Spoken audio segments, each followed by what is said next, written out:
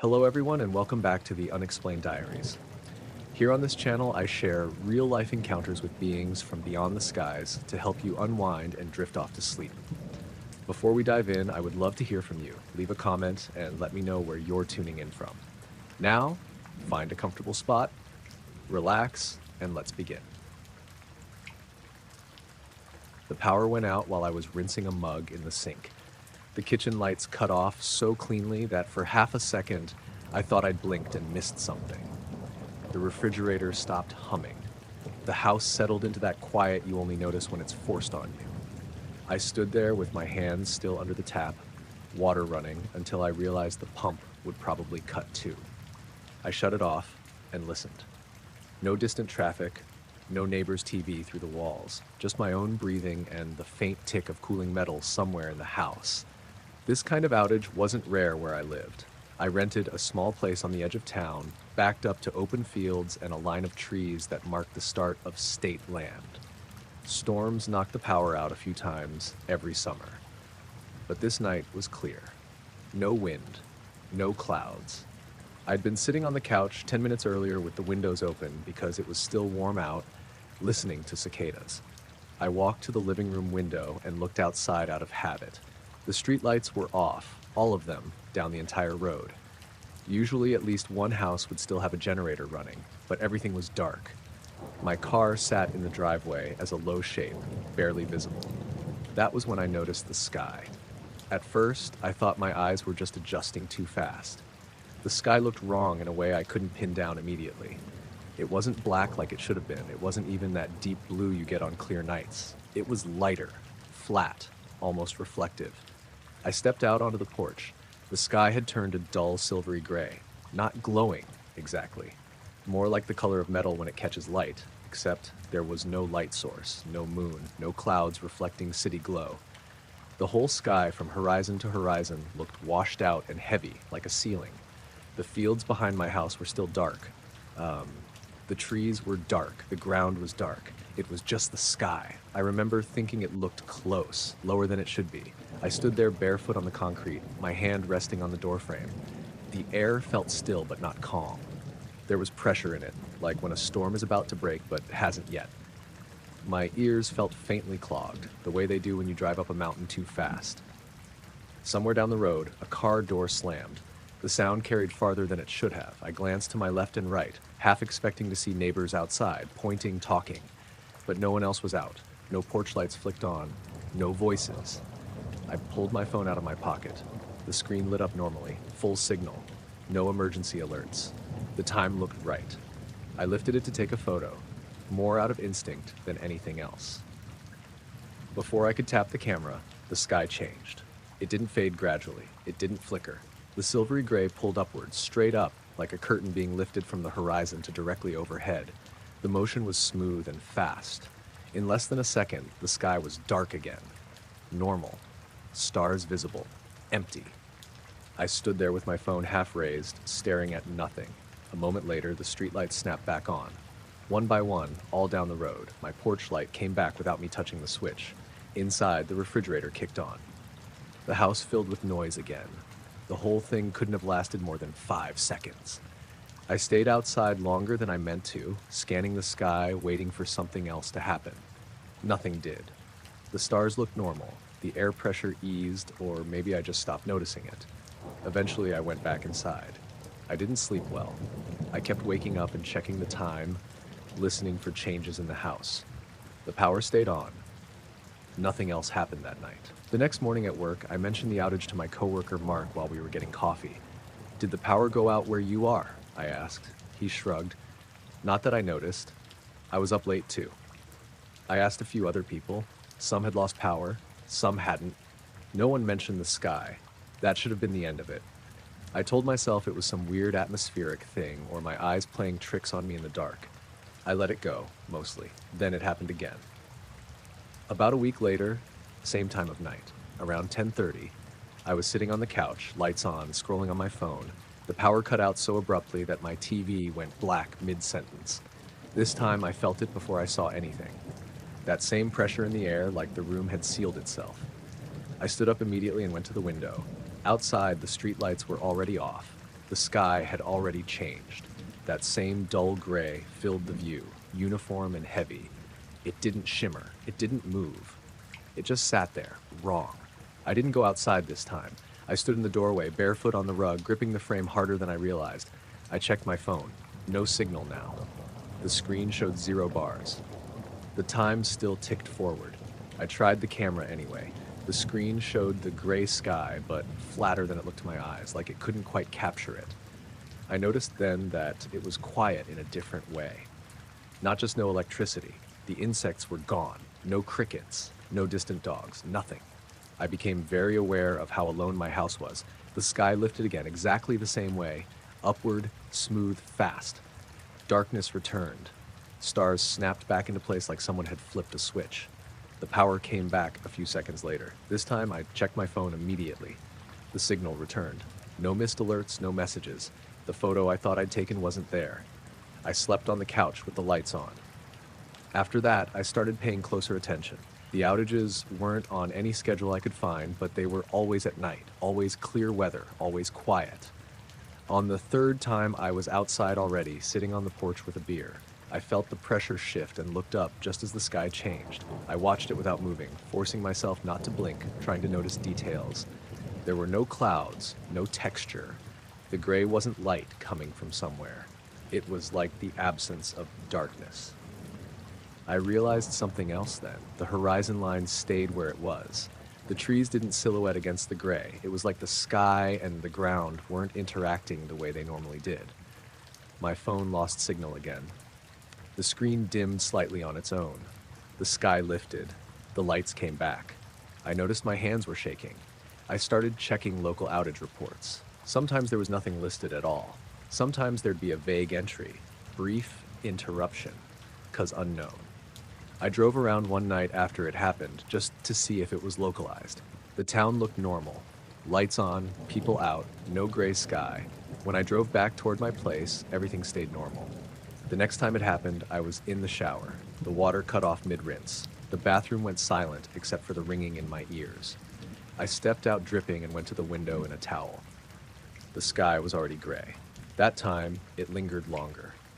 Long enough for me to notice something else. The stars didn't disappear. They were still there, but dimmer, like they were being seen through a layer of frosted glass. I thought I saw movement up there. Not a shape, just a subtle shift, like something passing behind the gray. I didn't look away. The sky lifted. Everything came back. I checked the clock afterward. The power had been out for 7 minutes. I couldn't remember standing at the window for that long. The last time it happened was the one that finally pushed me to write this down. I was asleep. I woke up because the house felt wrong. That pressure, again, heavier than before. My ears rang softly. I sat up in bed and realized the power was off. I went to the window and pulled the curtain aside. The sky was gray. But this time, it wasn't uniform. There was a subtle gradient, darker in one area, like a shadow behind it. I felt watched in a way that didn't come from a direction I could point to. I stepped back from the window. The floor felt faintly warm under my feet. The sky lifted. The lights came back. I stood there in my bedroom, heart pounding, trying to convince myself I'd imagined the shadow. The next morning, my neighbor across the road asked me if my power had gone out again. I said, "Did you see the sky?" He frowned. "What sky?" I didn't push it. The power hasn't gone out again since. Weeks have passed. Everything looks normal, but now some nights when it's clear and quiet, I'll catch myself staring up at the stars, waiting for them to dim, waiting for the gray to come back down. And sometimes, for just a second, the sky looks thinner than it should be. The clicking started when I was halfway down the trail, just past the last house where the gravel road turned into dirt. It was late, maybe around 10:30.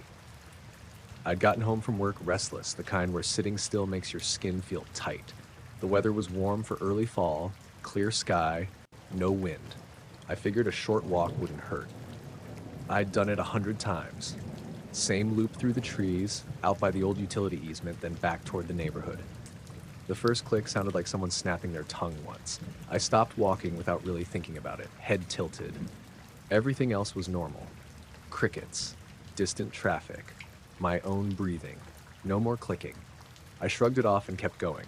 A few steps later, it came back. Soft, quick, not loud. Click, click, click. It didn't sound close enough to be right next to me, but it also didn't feel far away. It was like it existed somewhere just outside where I could point to. I stopped again. Silence. I actually laughed, a short, nervous one, and said out loud, "Okay," like that explained it. I told myself it was an insect, or something echoing weird through the trees. Sound does strange things at night, I knew that. I walked again, slower this time. The clicking resumed almost immediately, but now it felt like it was moving. Not following behind me exactly, more like it was shifting around me. One click from the left, then another slightly ahead on the right. Never overlapping, never frantic, just patient. I stopped and looked up into the trees. The sound cut off so cleanly it was unsettling, like someone had flipped a switch. I stood there longer than I meant to, scanning the branches. The moon was bright enough that I could see leaves and empty sky between them. Nothing moved. No birds flushing, no squirrels scrambling. Even the crickets seemed quieter, like they were holding their breath. I told myself I was getting into my head. That happens when you walk alone at night. I checked my phone, 10:41. Still had signal, battery fine. I texted my friend Marcus something dumb like, "Night walks are creepy lol," and shoved the phone back into my pocket. As soon as I took another step, the clicking started again. This time it was closer. I felt it in my chest more than my ears, like a pressure change you notice before you hear thunder. The clicks weren't louder, just heavier. I stopped, looked up, silence. I tried something then. I took one step forward, then froze mid-step. The clicking cut out instantly, like it had been waiting for that exact moment. I didn't like that. I backed up a step instead of moving forward. The clicking came back, almost curious. 2 clicks, then a pause, then one more. My skin prickled. I turned slowly in a circle, trying to pinpoint anything. Movement, shadows that didn't belong. The trail behind me looked normal. The path ahead disappeared into darker trees. Above me was just sky and branches. I started walking faster. The clicking kept pace, not rushing, not falling behind. It circled me, staying just far enough away that I couldn't place it. Every time I glanced up, it stopped. Every single time. The silence after each look was wrong somehow, too empty, like sound itself had been pulled away. My heart was pounding now, but I didn't want to run. Running felt like the wrong move, like it would turn this into something else. I focused on my steps, counted them in my head. 30 steps in, something changed. The clicking stopped, but not the way it had before. It didn't cut off clean, it faded like someone slowly closing a door. At the same time, the air around me felt different, thicker. My ears popped slightly, the way they do when you go up a mountain too fast. For a second, I felt off balance, like the ground had shifted under me by a few inches. I stopped walking again. Above the trees, something moved. It wasn't bright at first, just a faint dimness, like a patch of sky that didn't match the rest. It slid sideways between the clouds, smooth and steady. No blinking, no sound, just motion. As I stared, it brightened slightly, enough that I could tell it wasn't a star or plane. It was too low, too controlled. The clicking didn't come back, but I could feel it then. This low, vibrating sense in my chest, like standing near heavy machinery. I whispered, "What the hell?" without meaning to. The thing above shifted position, not closer, not farther, just adjusted. The pressure in my ears increased for a second, then dropped away. The light vanished. Not like it turned off, more like it slipped behind something that wasn't there. The forest sounds came back all at once. Crickets, leaves, a car horn far off. I hadn't realized how quiet it had gotten until everything returned. I stood there shaking, staring at the empty sky. Nothing else happened. I didn't wait for it to start again. I turned around and walked back the way I came, fast but controlled, like if I moved too suddenly, I'd break some unspoken rule. I didn't hear the clicking again. I didn't look up. When I reached the gravel road, the streetlights felt painfully bright, normal in a way that almost made me dizzy. I checked my phone again, 10:58. I frowned. That didn't make sense. I hadn't been out that long. The loop usually took 20 minutes, maybe 25 if I dragged my feet. I tried to piece it together in my head, but everything after the clicking started felt blurry, like time had folded in on itself. When I got home, my hands were still shaking. I locked the door, checked the windows, then checked them again. I stood in my living room for a long time, listening. No clicking, no hum, just the house settling. I didn't sleep much that night. The next morning, Marcus texted back asking what I meant about the night walk. I stared at the message for a while before replying something vague. I didn't know how to explain it without sounding like I'd lost it. I went back to the trail a few days later during the afternoon. Same path, same trees. Everything looked normal. I stood where I thought it had happened and listened. Nothing. But sometimes now, when I'm outside at night and everything goes quiet all at once, I get this strong urge not to look up. Like whatever caused the clicking is still there, waiting for me to notice it again. I was already halfway down Maple Ridge when I noticed the light. It was close to midnight, the kind of late where the neighborhood felt abandoned, but not asleep. Porch lights were off, windows dark, no traffic. I'd gone out for a walk because I couldn't focus at home. Too much noise in my head, not enough anywhere else.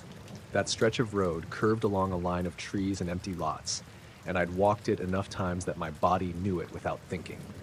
I looked up because the sky felt brighter than it should have been. At first, it looked like a star slipping out from behind a cloud. One steady white point, not blinking, not pulsing. I didn't stop walking. I barely registered it. Planes crossed over all the time, and satellites were easy to spot if you paid attention, but something about it felt off. It was low. Lower than a satellite, but higher than any drone I'd seen, and it wasn't moving the way planes did. No straight line speed, no gradual fade. It was drifting.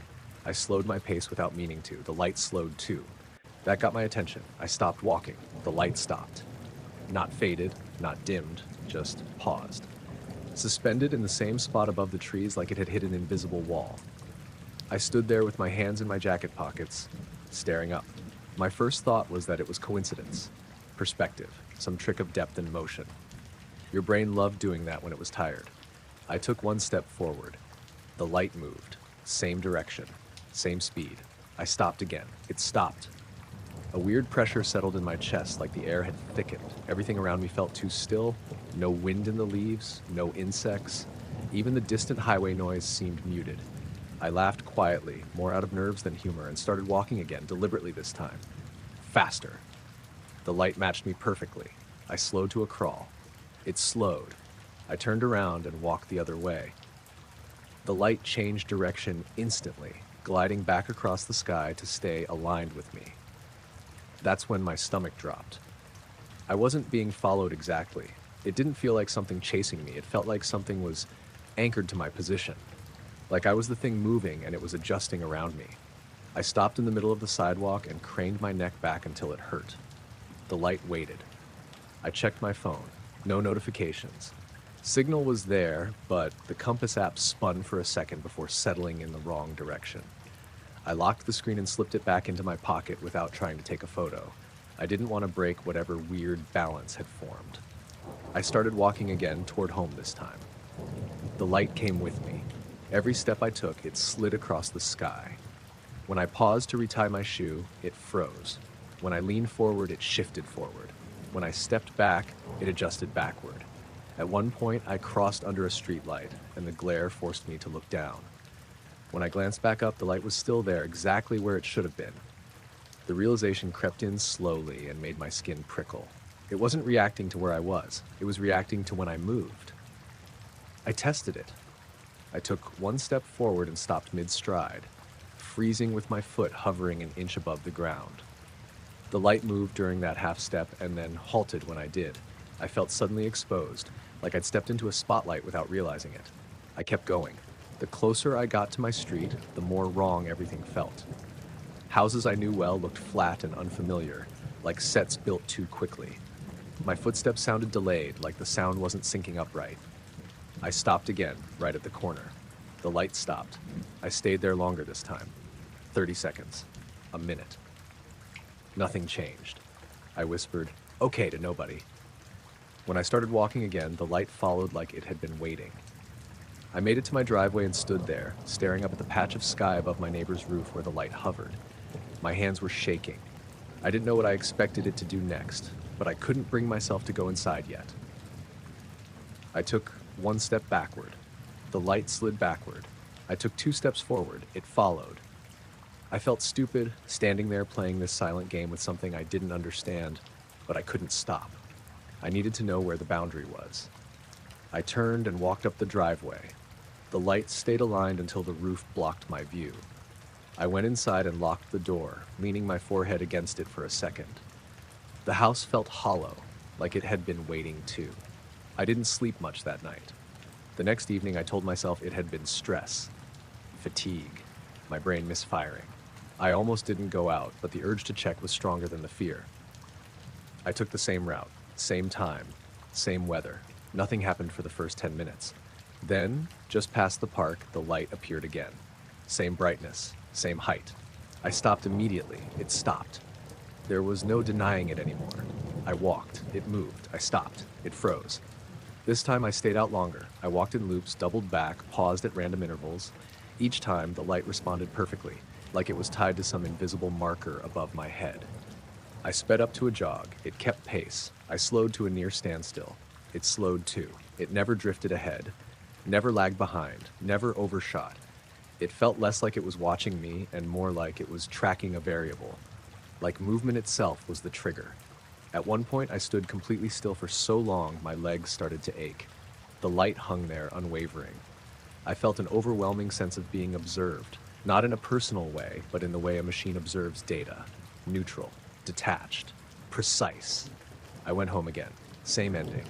As soon as I stepped inside, the light vanished. The third time it happened, something changed. I stopped walking in the middle of the street and didn't move for a long time. Cars didn't pass. Windows stayed dark. After maybe a minute, the light shifted, just slightly. It drifted sideways on its own, breaking the pattern for the first time. My heart jumped. It moved a little farther, then stopped, like it had decided to disengage. I didn't move. I barely breathed. After a few seconds, it slid away toward the horizon and faded into the clouds. I stood there long after it was gone. I still go on late walks. I don't know why. Habit, maybe, or waiting. Sometimes I stop for no reason at all and stand perfectly still, listening to the quiet, watching the sky. When I do, I get this strange feeling, like I'm being measured again. So far, nothing has come back. The power went out while I was rinsing a mug in the sink. Everything just cut at once, no flicker, no warning, like someone had flipped a switch on the whole street. The kitchen dropped into this flat gray darkness, not pitch black, just dim enough that I could still see the counter edges. I stood there for a second, listening. No fridge hum, no AC. Even the distant highway noise seemed muted. I walked to the front window, wiping my hands on my jeans. A few houses down, I saw porch lights go dark one by one like they were all connected. Mrs. Calder's place across the street disappeared completely except for the pale rectangle of her living room window, where she still had candles burning. She always did that during outages. I checked my phone. No signal bars. Battery was fine, but everything felt delayed, like the screen brightness wasn't quite right. That's when I noticed the sky. It wasn't dark in the way a night sky usually was. It had this dull, silvery look to it, like someone had laid a thin sheet of metal over everything. No stars, no clouds, just this even, colorless glow stretching from horizon to horizon. At first, I thought it was light pollution doing something weird without the streetlights on, but the glow wasn't coming from below. It felt like it was coming from everywhere at once. I stepped out onto the porch. The air felt heavy, like right before a thunderstorm, but it was warm and still. No wind, no insects, no barking dogs. The entire street was quiet. I walked down the steps and onto the sidewalk, craning my neck back. The sky didn't move. It didn't pulse or shimmer. It just sat there, flat and wrong, like a ceiling too low overhead. A car was stopped in the middle of the intersection at the end of the block. The driver's side door was open, and a guy I didn't recognize was standing half in the road, staring straight up with his hands on his hips. I called out to him, but my voice sounded small and swallowed, like it didn't travel. He didn't respond. I took a few steps closer, and that's when the feeling hit me. Not fear exactly, more like awareness. Like something had shifted, and I was suddenly aware of being noticed, not by a person, but by the situation itself. Like when you realize you're being watched on a security camera, you can't see. I checked my phone again. Still no signal. The clock on the lock screen was stuck at 10:47. I don't know how long the sky stayed like that. It could have been seconds, it could have been minutes. There was no sense of time passing. My thoughts felt slow, like wading through thick water. Then, without any buildup, the glow faded, not downward or outward, just gone. The sky snapped back to normal darkness, stars blinking back into place like they'd been waiting. At the same moment, every porch light on the street came back on. The car at the intersection lurched forward, its headlights flaring like the driver had slammed the gas without meaning to. Somewhere a dog started barking, frantic and high-pitched. I realized I was holding my breath. I went back inside. The microwave clock was blinking 12. My phone buzzed all at once with missed notifications, like it had been buffering reality and finally caught up.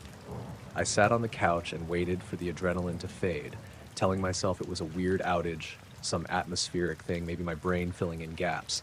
That worked for about 5 minutes. Then I noticed the time. The clock on the stove said 11:03. I checked my phone. Same thing. I knew it had been 10:47 when I first looked. I remembered the number clearly because it was close to the hour, and I'd thought about just going to bed early. I scrolled through my messages. There was a text from my sister sent at 10:55 asking if my power was out too. I didn't remember getting it. I didn't remember hearing the phone vibrate. I didn't answer it. I went to bed eventually, but sleep didn't come easily. Every small sound made me tense. The house felt too quiet, like it had lost its background noise and never quite got it back. Sometime during the night, I woke up sweating. The room was dark, but not fully. There was a faint glow leaking through the curtains, not bright enough to light the room, just enough to outline the dresser and the door frame. I lay there, heart pounding, listening. Nothing. No hum, no wind, no insects, just pressure. That was the only way I could describe it. Like the air itself was pressing down on me, not painfully, just insistently. I rolled onto my side and reached for my phone. The screen was already on, camera app open, pointed straight up. I sat bolt upright. The glow outside vanished instantly, like it had been cut off. Sound rushed back into the room all at once, the AC kicking on, a car passing somewhere far away, the faint buzz of electricity in the walls. My ears rang like I just stood up too fast. I looked at the phone again. There was one photo taken at 2:14 a.m. It showed my ceiling, and in the center of the frame, barely visible, was a soft silvery haze. Not a shape, not a reflection. Just a patch of light that didn't belong there. I checked the file info. No flash, no movement, just that single image. I didn't sleep after that.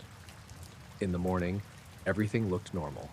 The sky was blue, birds were loud. Mrs. Calder waved at me while watering her plants like nothing unusual had happened. I asked her if she'd noticed the sky during the outage. She frowned and said, "What do you mean?" I didn't push it. The photo is still on my phone. I haven't shown it to anyone. Every time I look at it, I get that same sense of pressure, like my body remembers something my mind doesn't. Sometimes late at night, when the house goes quiet again, I'll catch myself listening. Not for a sound, but for the absence of one.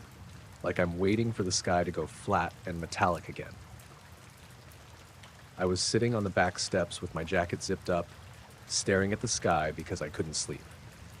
It was late enough that the neighborhood was quiet, but not dead. Somebody's dryer thumping a block over, a car passing every now and then.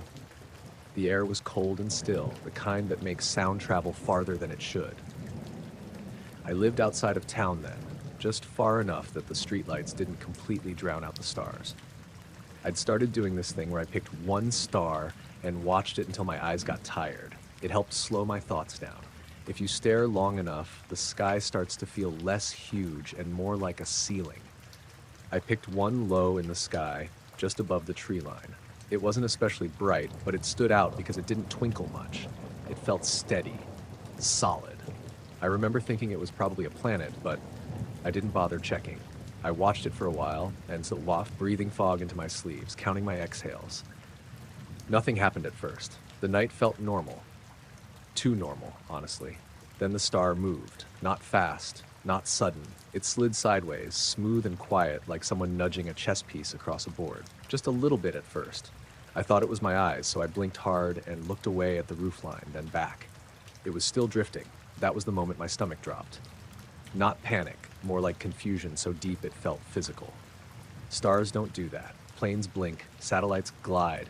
This didn't glide. It adjusted, corrected itself slightly, like it was staying level with something I couldn't see. I stood up without realizing I was doing it.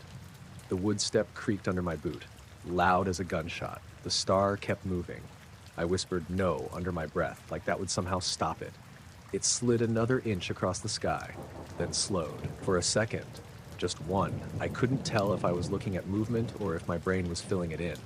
The star dimmed slightly, not enough to vanish, just enough to feel thinner, and then it blended back into the sky. That's the only way I can describe it. It didn't turn off, it didn't shoot away. The point of light softened, spread out, and suddenly it was just gone. Or maybe it was still there, and my eyes couldn't separate it from everything else anymore. I stood there with my mouth open, staring at the spot where it had been. The sky looked normal, completely normal. I checked other stars, comparing positions, trying to convince myself I'd picked the wrong reference point. I hadn't. My hands were shaking, not badly, but enough that I noticed. I pulled my phone out and opened a star map app, feeling stupid even as I did it. The app showed the sky exactly as it should be. No gaps, no missing points. I stayed outside another 10 minutes, then 20. Nothing else happened. The cold started to creep through my jacket, and my rational brain slowly clawed its way back in.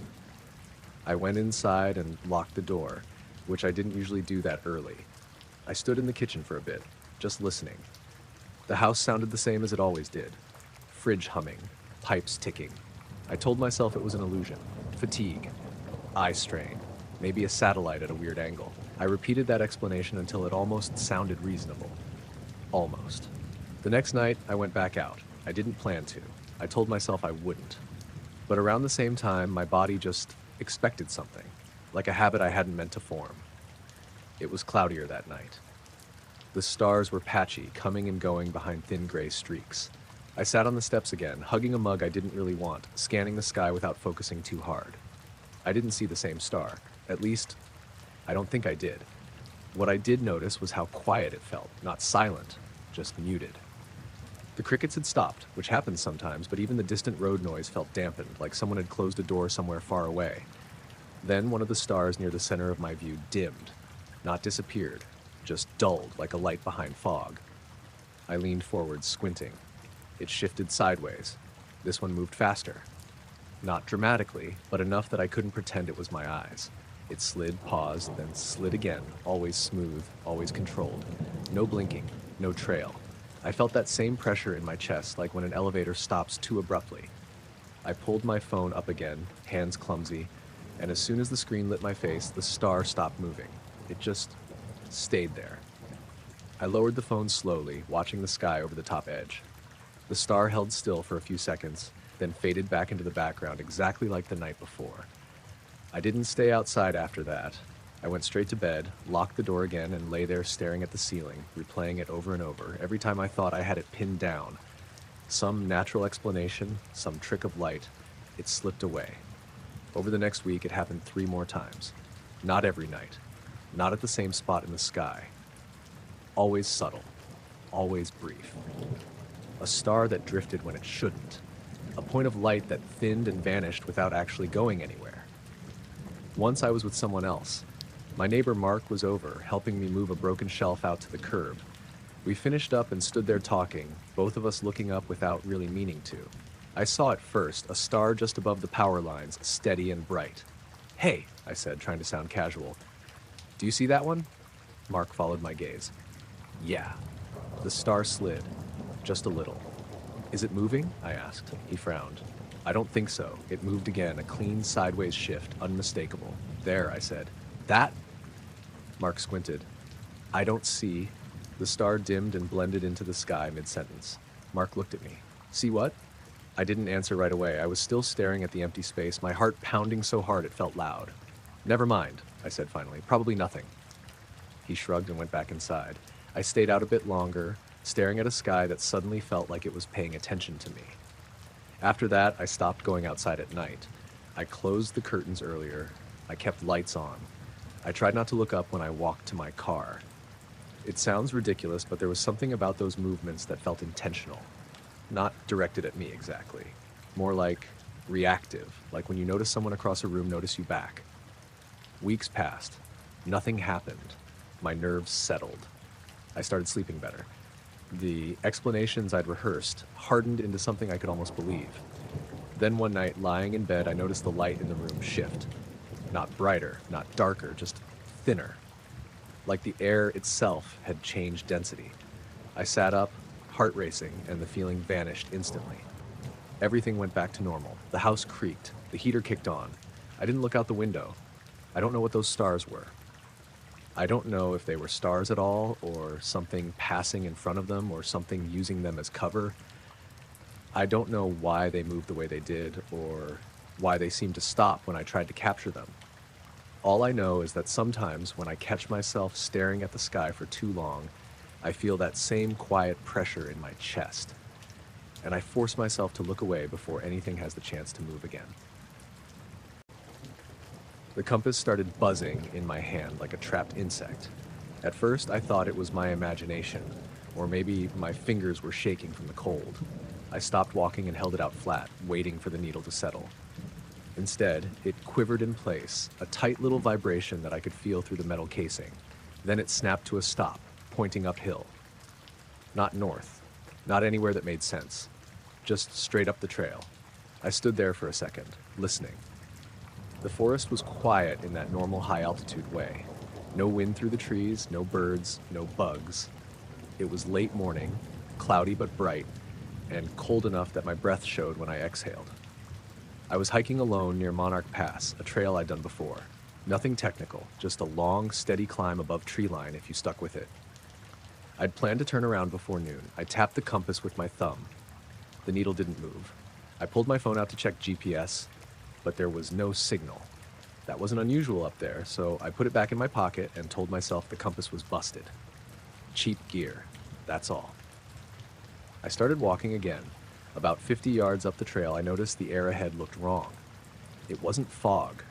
It wasn't dust.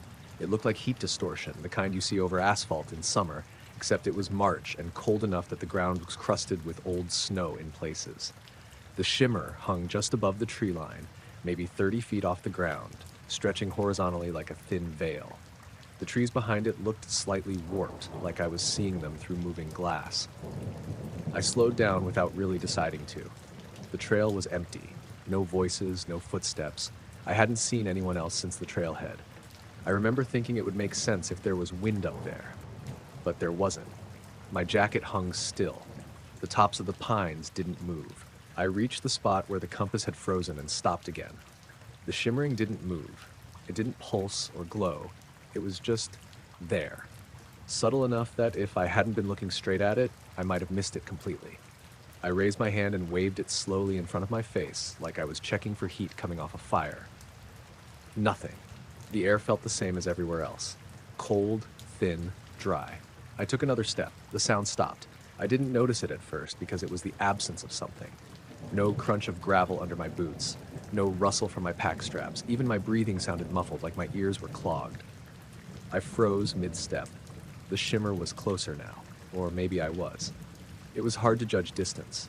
The trees behind it seemed flatter, less real, like a backdrop. I tried to swallow and felt the motion echo strangely in my head, like a delayed response. I took my phone out again. Still no signal, but the screen lit up. The time read 11:42. I blinked and checked again. Same time. I don't know why that bothered me as much as it did.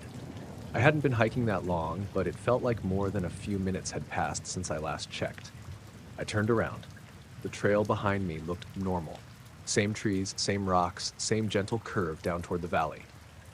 Sound existed back there. I could hear my own breath again, faint but present. I took one step backward. The sound came back fully, like someone had turned the volume knob back up. Wind whispered through the trees. A bird called somewhere far off. Gravel crunched under my boot. I stood there, heart pounding, staring at the line in the air. I told myself it was some kind of atmospheric thing, temperature inversion, light refraction, something boring and explainable that I just didn't understand. I took another step forward. The silence snapped back instantly. This time, I felt something else. A low pressure in my chest. Not painful, just present. Like standing too close to heavy machinery or being inside a large building when the HVAC kicks on. The shimmer thickened slightly, not brighter, just more defined. I had the sudden, very clear thought that if I took one more step, I wouldn't be able to step back. I don't know where that thought came from. It didn't feel like panic. It felt calm, observational, like a fact. My compass buzzed again in my hand, even though I hadn't realized I was still holding it. I looked down. The needle wasn't vibrating anymore. It was perfectly still, pointing straight ahead, up the mountain. I don't remember deciding to turn around. I just did it. One smooth movement, careful not to look back again. As soon as my back was to it, the pressure eased. Sound returned completely. My heart was hammering now, and my hands felt shaky and weak. I walked downhill fast, but not running. I kept expecting to hear something behind me. Footsteps. A voice. Anything. There was nothing. After a few minutes, I checked my phone again. 11:42. That's when the fear really hit. I stood there on the trail, staring at the screen. The seconds weren't ticking. The display was frozen, just like the compass had been. I turned the phone off and back on. When it rebooted, the time jumped to 12:19. I felt dizzy, like I'd stood up too fast. The rest of the hike down was uneventful, but everything felt slightly off. The colors seemed flatter, the sky looked too close. I kept checking over my shoulder, half expecting to see that shimmer following me through the trees. At the trailhead, there were cars parked that hadn't been there earlier, a couple unloading gear, a man tightening his boots. Normal stuff. The sound of voices felt grounding in a way I didn't realize I needed. I almost asked someone if they'd seen anything strange up the trail. I didn't. On the drive home, my phone buzzed with notifications that had apparently been waiting. Missed texts. A voicemail from my sister asking how the hike was going. When I got home, I noticed my boots were dusty, but the laces were wet, like I'd been standing in damp grass. There hadn't been any wet ground on the trail. That night, I dreamed about standing on the mountain, looking up at a sky with no depth, just a smooth, pale surface stretching forever. When I woke up, my chest felt heavy, like it had when I'd stepped toward the shimmer. I checked my compass before bed the next night. The needle spun freely, like normal. I haven't gone back to that trail. Sometimes when I'm outside on cold, clear days, I catch myself scanning the tree line without meaning to, looking for that slight distortion in the air. And every now and then, when the wind drops just right, the world goes very quiet for half a second longer than it should. When that happens, I don't move until the sound comes back. I woke up already sitting halfway up in bed, heart going hard like I'd been running. The room was dark and quiet. The kind of quiet where you can hear your own breathing too clearly. I had that exact feeling you get when you're sure someone's in the room with you, even though you can't see anything. I stayed still and listened. Nothing moved. No floorboards, no doors. The house was the same as it always was at night, old, creaky, and settled. But the feeling didn't go away. It was strong enough that my eyes kept drifting to the corner near the dresser, like I expected something to step out of it. I turned my head toward the window instead. That's when I noticed the light. It wasn't bright. It wasn't even clearly defined, just a faint glow outside, low to the ground, like someone holding a dim lantern far away. It sat just beyond the tree line at the back of my property, barely visible through the branches. As soon as I focused on it, it moved. Not fast. It slid sideways and dipped, like it was backing away. By the time I swung my legs off the bed and crossed the room, it was already retreating behind the trees, shrinking until it was gone. I pressed my face close to the glass and scanned the yard. Nothing. No flashlights. No headlights. No movement in the brush. The trees stood still, their outlines sharp against the sky. I checked the time on my phone. 3:41 a.m. I stood there longer than I meant to, waiting for something else to happen. It didn't. By the time I went back to bed, the feeling had dulled but not disappeared. I slept in short, shallow stretches until my alarm went off. In the morning, the yard looked normal. Dew on the grass, fallen leaves along the fence line. I walked the perimeter with a mug of coffee, half expecting to find footprints or some sign that someone had been back there. There was nothing. I live alone on a few acres outside a small town in western Pennsylvania. My nearest neighbor, Mark, is about a quarter mile down the road. We wave when we see each other, borrow tools once in a while. That's it. I told myself it was probably a car on the road beyond the woods. or my brain filling in gaps after a bad dream. That explanation worked until the next night. The second night, I didn't wake up suddenly. I drifted out of sleep slowly, aware first of a low pressure in my ears, like the start of a headache. Then the same feeling crept in, that sense of being watched. I didn't move right away. I kept my eyes closed, listening. That's when I noticed the sound was wrong. Not silence, something softer, like the house had been wrapped in insulation. The usual background noise, distant highway hum, insects, the refrigerator cycling, was muted, flattened. I opened my eyes and turned my head toward the window. The glow was back. This time it was a little higher, hovering just above the tree line. Still dim, still without any clear source. It pulsed once, faintly, like a slow breath. I got out of bed faster than I meant to and crossed the room. The floor creaked loudly under my feet, and the sound seemed to snap the moment in half. The light dropped straight down and vanished behind the trees. Immediately, the night sounds rushed back in. Crickets, wind, the distant bark of a dog. I stood there with my hands on the window frame, trying to steady my breathing. The next day at work, I couldn't focus. I work at a small print shop in town, mostly alone in the afternoons. Every time a machine kicked on behind me, I flinched. I checked my phone more than usual, half expecting a missed call or message explaining something I didn't understand yet. I didn't tell anyone. Saying it out loud felt like giving it more weight. That night, I stayed up later than usual. I watched TV with the lights on and didn't go to bed until after midnight. When I finally did fall asleep, it was deep and heavy. I woke again at 3:41. The number hit me immediately. Same time. This time the light was closer. It hovered between two trees at the edge of the yard, low enough that I could make out the way it blurred slightly against the branches behind it. It didn't pulse, it just hung there. My chest felt tight, like I'd run out of room to breathe. I raised my phone and snapped a photo through the glass. The screen showed nothing but darkness. When I looked back up, the light slid backward, slow and smooth until the trees swallowed it. I didn't sleep after that. The following morning, Mark drove up while I was taking out the trash. "Everything okay?" he asked. "Lights were on late." "Yeah," I said automatically. "Just couldn't sleep." He hesitated. "You been seeing anything weird back here at night?" My stomach dropped. "What do you mean?" I asked. He scratched his beard. "Couple nights ago, I let my dog out and thought I saw a glow near your trees. Figured it was you." I didn't answer right away. I could hear my pulse in my ears. "It wasn't," I said finally. He nodded slowly. "Yeah, that's what I figured." After that, the nights changed. Sometimes I didn't wake up at all. Other times I woke with that pressure in my ears, but no light outside. Once I woke to find my phone unlocked on the nightstand. Camera app open, pointed at the ceiling. The light came back 3 more times that week. Always around the same time. Always retreating as soon as I moved. One night I stepped outside.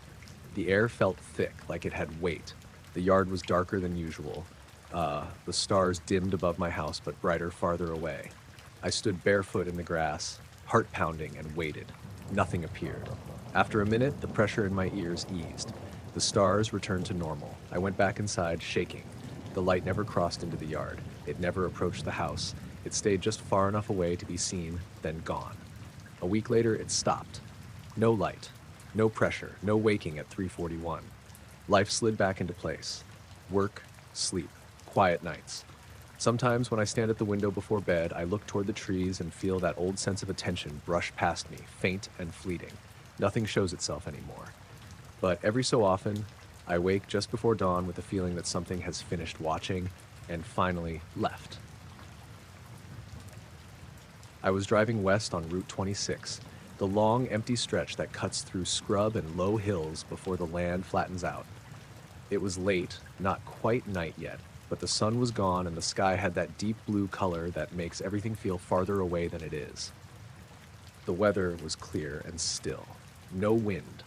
The kind of quiet that makes you notice every sound your car makes.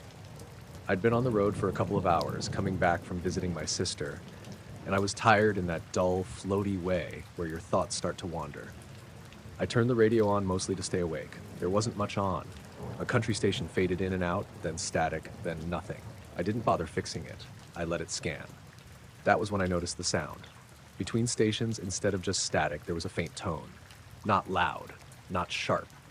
It came in pulses, steady and even, like a slow electronic heartbeat. It wasn't music, no melody, just a soft repeating at the same interval. At first, I thought it was something wrong with the speakers. I tapped the dash with my knuckles. The tone didn't change. I adjusted the volume. It got louder and quieter, but the rhythm stayed perfect. I glanced at the display. The radio was still scanning, sliding through empty frequencies, but the tone stayed there, sitting underneath everything else. When a station briefly came in, the tone dropped out. As soon as it faded, the tone returned. I remember thinking it sounded intentional, like it was being broadcast on purpose, but not meant to be heard directly. The road was empty in both directions. No headlights ahead, none behind. Just my car cutting through the dark. After a few minutes, I started to feel irritated by it. The repetition got under my skin. I reached to turn the radio off, then stopped. I don't know why. Curiosity, maybe, or that quiet sense that if I interrupted it, I'd miss something. I kept driving. The land opened up on the right side, where the hills dropped away into a wide basin. I could see miles out there. The horizon was a clean line, dark earth against darker sky. That's when I noticed the light. It was far away, low and faint, sitting just above the horizon. At first, I thought it was a town.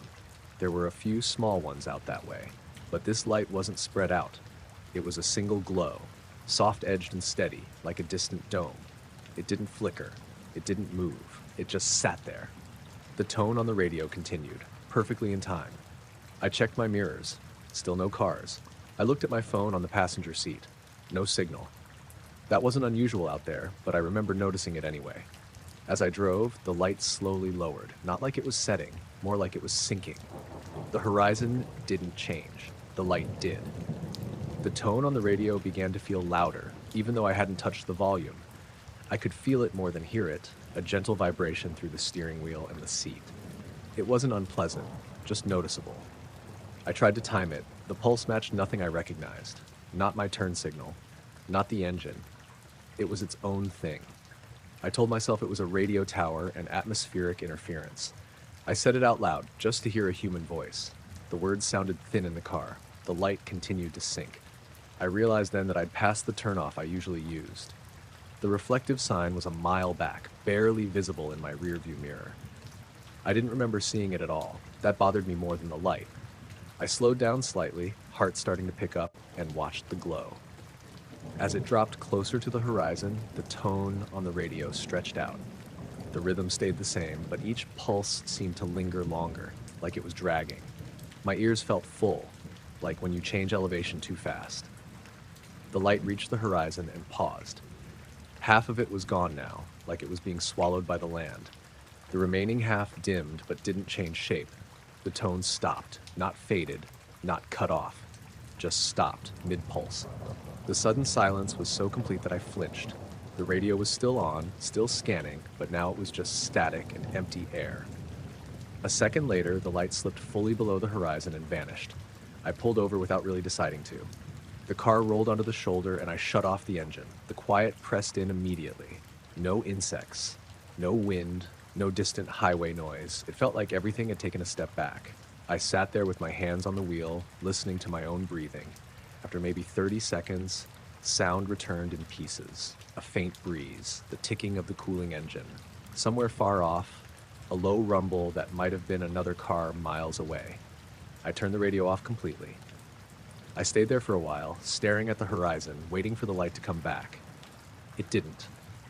The sky darkened normally, stars starting to show. When I finally drove again, I was more alert than I'd been all night. I didn't miss any more signs. The turnoff appeared where it should, bright and obvious, like it always was. I got home without incident. The next morning, I checked the car. The radio worked fine. No weird sounds. No memory of the tone saved anywhere. I drove back the same route a week later during the day. Nothing unusual. Just scrub and sky. I didn't tell my sister about it. I didn't write it down right away. I kept thinking I'd remember it wrong if I waited too long.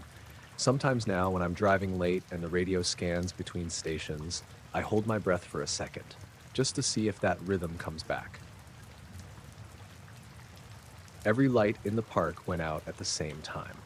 I was halfway down the main path, the one that cuts through the center with the old oak trees and the benches that always smell faintly like rain. It was just after 9, late enough that most people were gone, but not so late that it felt unsafe. The sky was overcast, low clouds glowing faintly orange from the city. The air was warm and still, that kind of summer night where sounds carry farther than they should. The lights didn't flicker, they didn't dim. They shut off like someone flipped a single switch. The path disappeared under my feet. The trees collapsed into one dark mass. For half a second, my eyes didn't know what to do with it. I stopped walking automatically, heart jumping, waiting for my vision to catch up. That was when I noticed how quiet it got. Not peaceful quiet. More like the sound had been muted. I couldn't hear traffic from the street anymore, even though it was only a block away. The cicadas that had been buzzing nonstop went silent all at once. I could hear my own breathing too clearly. Someone laughed nervously behind me. "Did that just happen?" a guy said somewhere to my left. I turned, trying to place voices in the dark, but the shadows felt thicker than they should have. The glow from the city should have been enough to outline people. It wasn't. Then I looked up. The clouds were moving, but not the way clouds usually do. One section of darkness slid across them, smoother and faster, like a shadow passing over frosted glass. It didn't have a clear edge, but it blocked out the faint orange glow behind it completely. It wasn't shaped like anything I could name. Not round, not angular, just wrong in a way that made my eyes keep sliding off it. Someone near the benches whispered, "Is that a helicopter?" There was no sound. No chop of blades. No hum. Nothing. The dark shape moved from west to east, directly overhead. As it passed, the air felt heavier, like the pressure drop before a storm, except it didn't come with wind. My ears popped slightly. I swallowed and felt it in my jaw. My phone buzzed in my hand, making me flinch. I hadn't realized I was gripping it. No notification, just a vibration like it had lost signal and found it again. The shape crossed the park in maybe 3 seconds. The instant it cleared the far side, every light snapped back on. Path lights, lampposts, the old decorative lanterns near the playground. All of it, bright and normal, like nothing had happened. The cicadas started up again, mid-buzz, not ramping up, just continuing like they'd never stopped. Traffic noise rushed back in, too loud for a second before settling. People stood frozen where they were. A woman near the path said, "What the hell was that?" No one answered her. A couple with a stroller hurried toward the exit without looking back. The guy who'd laughed earlier pulled his phone out and started filming the sky, even though there was nothing there now but clouds. I stayed where I was, staring up, waiting for my pulse to slow down. It didn't. After a minute or two, people started talking over each other, trying to fill the silence. Power outage, transformer, city grid glitch. Someone joked about aliens, but it came out thin and forced. I walked home as soon as my legs remembered how. That night, I didn't sleep much. Every time a car passed outside my apartment, I woke up, convinced the sound had stopped again. The next morning, the city's outage map showed nothing. No reports, no maintenance logs. I checked local news sites. Nothing. I went back to the park the following evening, telling myself I needed to see it in daylight. Everything looked normal. The grass was a little worn near the benches where people had clustered. That was it. I tried to convince myself it was a one-off. Some freak electrical thing combined with my imagination filling in gaps. 3 nights later, it happened again. This time, I was sitting on a bench near the pond, scrolling through my phone. A guy named Marcus was tossing a tennis ball for his dog a little ways off. I remember his name because he'd introduced himself earlier when the dog decided my shoe was a toy. The lights went out exactly the same way. Instant. Total. The dog froze mid-run, ball rolling to a stop beside it. It didn't bark. It didn't move. Just stood there, staring upward. Marcus said, "Hey," sharply, like he was scolding it. I looked up just in time to see the dark shape again. It was lower this time. I could tell because it blocked out more of the sky, and the sense of pressure was stronger, like something heavy passing just above the treetops. I stood without realizing I was doing it. The shape didn't cast a shadow the way you'd expect. The darkness seemed contained within it, like it was subtracting light rather than blocking it. As it passed overhead, my phone screen went black. Not off, black.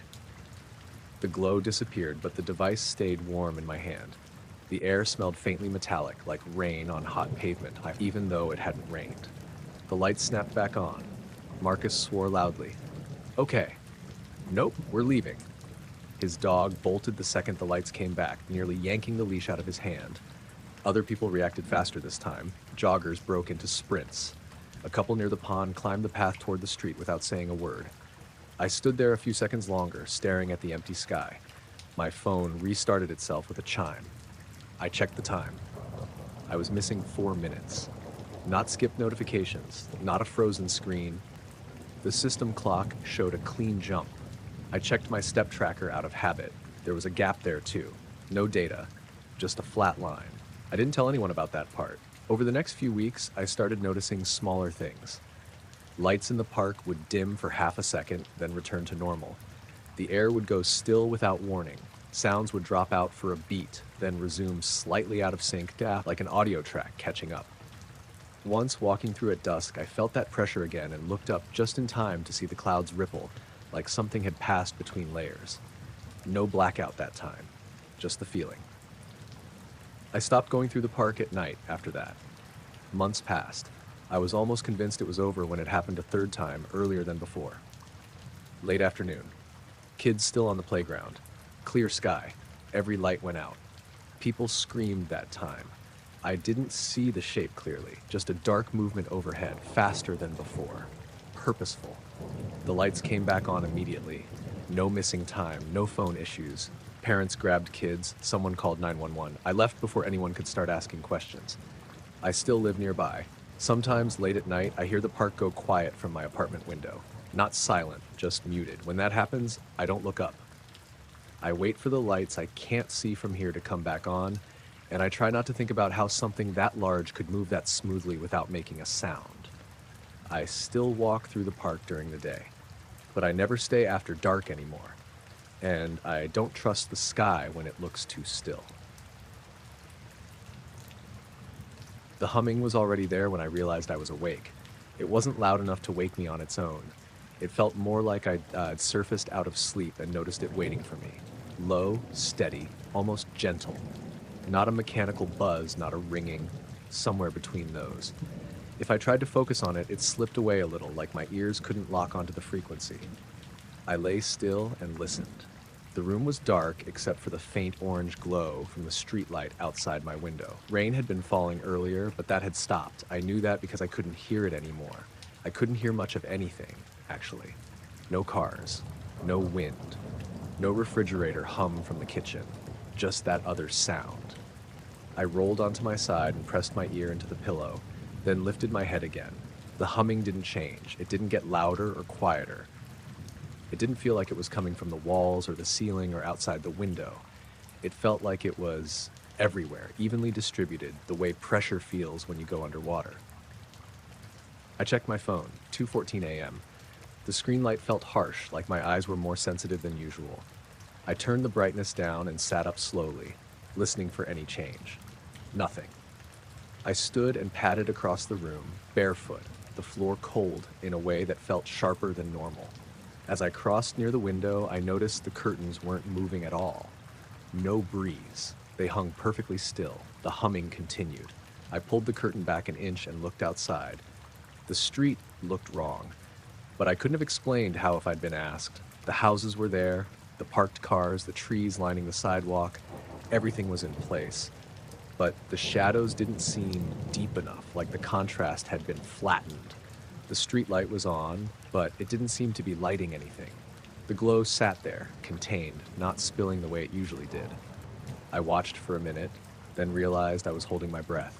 That's when the humming stopped. Not faded, not wound down. It cut off cleanly, like someone flipped a switch. The silence that followed wasn't normal silence. I know how that sounds, but it's the only way I can describe it. It wasn't quiet the way the middle of the night usually is. It felt empty, like sound itself hadn't fully come back yet. I waited for the refrigerator to kick on, for a car to pass, for something.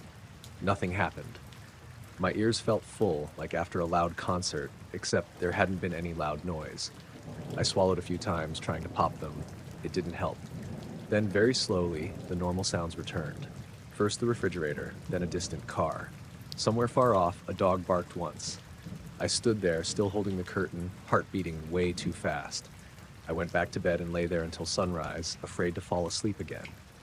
The next morning, everything looked fine. My apartment felt normal. The world sounded normal.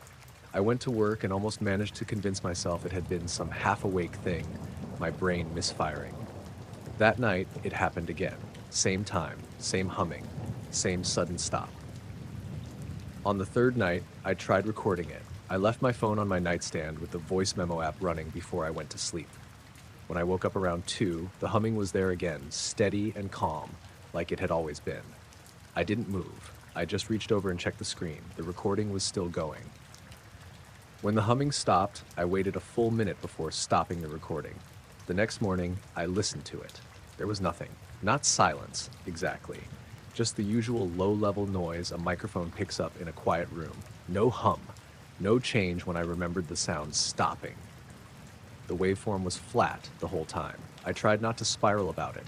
Instead, I started noticing other things. One morning, my neighbor Claire mentioned she'd slept terribly because of a weird vibration she couldn't explain. She laughed it off, but she looked tired. Another neighbor, Tom, asked if anyone else had been hearing noises at night. He couldn't describe it either. A few nights later, I woke up just before the humming started. I knew it was about to happen because my room felt different, heavy, like the air had thickened. I sat up and watched the ceiling. The hum came back, right on time. This time, I noticed something else. My ceiling fan, which I always left on low, had stopped. The blades were frozen mid-spin. I stared at them, then slowly reached for the light switch on the wall. When I flipped it, nothing happened. The hum continued. I don't know why I did it, but I walked into the living room. My apartment felt bigger than it should have, like the walls had moved back a few inches. The hum made it hard to think clearly, like it was pressing on my thoughts. I looked out the front window. The streetlight across from my building was off. So were all the others. The entire block was dark, lit only by that flat, dim glow from the sky itself. I couldn't see stars, I couldn't see clouds, just a dull gray-black ceiling overhead. Then something passed above my building. I didn't see a shape. There was no outline. What I saw was the absence of stars moving, like a shadow sliding across something that should have been there. The hum deepened for a moment, just enough that I felt it in my chest. Then it stopped. The streetlights snapped back on. My ceiling fan resumed spinning, jerking slightly as if it had been interrupted mid-motion. Sound rushed back into the world all at once. I stood there shaking, hands clenched at my sides, waiting for something else to happen. Nothing did. I checked the time. 2:17 a.m. My phone said 2:09. I stared at both numbers until they blurred. After that night, it stopped happening every day. Sometimes it would skip a night, sometimes 2, but it always came back. The last time it happened, I noticed something I hadn't before. When the humming stopped and the silence set in, I snapped my fingers. The sound didn't echo. It didn't even feel like it existed properly, like it was absorbed before it could travel. That scared me more than anything else. It's been a few weeks now. I still wake up sometimes around 2, heart racing, listening for that sound. Most nights it doesn't come. But sometimes, just as I'm drifting off, my room goes a little too quiet and I lie there wondering if the hum has already started and I just can't hear it yet. The first night I noticed it, I was standing on the back deck with a beer, trying to decide if the mosquitoes were bad enough to make me go back inside. I'd rented the cabin for a week because I hadn't taken real time off in years. No cell service, no nearby neighbors, just a small lake tucked into a bowl of trees in northern Minnesota. The kind of place where the water goes black after sunset and the air smells like pine and damp soil. It was a little after 10 p.m. The sun had gone down, but there was still a faint glow on the horizon. I was looking across the lake, not really thinking about anything, when a light appeared above the far shore. Just one. Bright white. Steady. About the size of a star, but lower. Too low. I assumed it was a plane at first, maybe lining up for some distant airport, but it didn't move.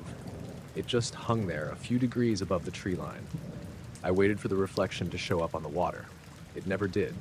The lake stayed dark, perfectly flat, reflecting the dim sky and the outline of trees, but no streak of light. No shimmer. Nothing. That bothered me more than the light itself. I checked my watch out of habit, 10:17 p.m. I took a step closer to the railing, squinting, trying to get a better sense of distance. The light didn't flicker, didn't drift, didn't pulse. It just stayed exactly where it was, like it had been pinned there. At 10:19, it vanished. Not faded. Not dropped behind the trees. It shut off, clean and instant, like someone flipped a switch. I stood there for a while longer, waiting to see if it would come back. It didn't. Eventually, the mosquitoes won, and I went inside. I didn't think much about it until the next night. Same time, same deck, same lake. I was brushing my teeth at the sink, looking out the window when the light appeared again in the exact same spot. Same brightness, same height above the trees. I spat toothpaste into the sink and leaned closer to the glass. Again, no reflection on the water. I grabbed my phone and stepped outside, hoping to get a picture. As soon as I raised the camera, I hesitated.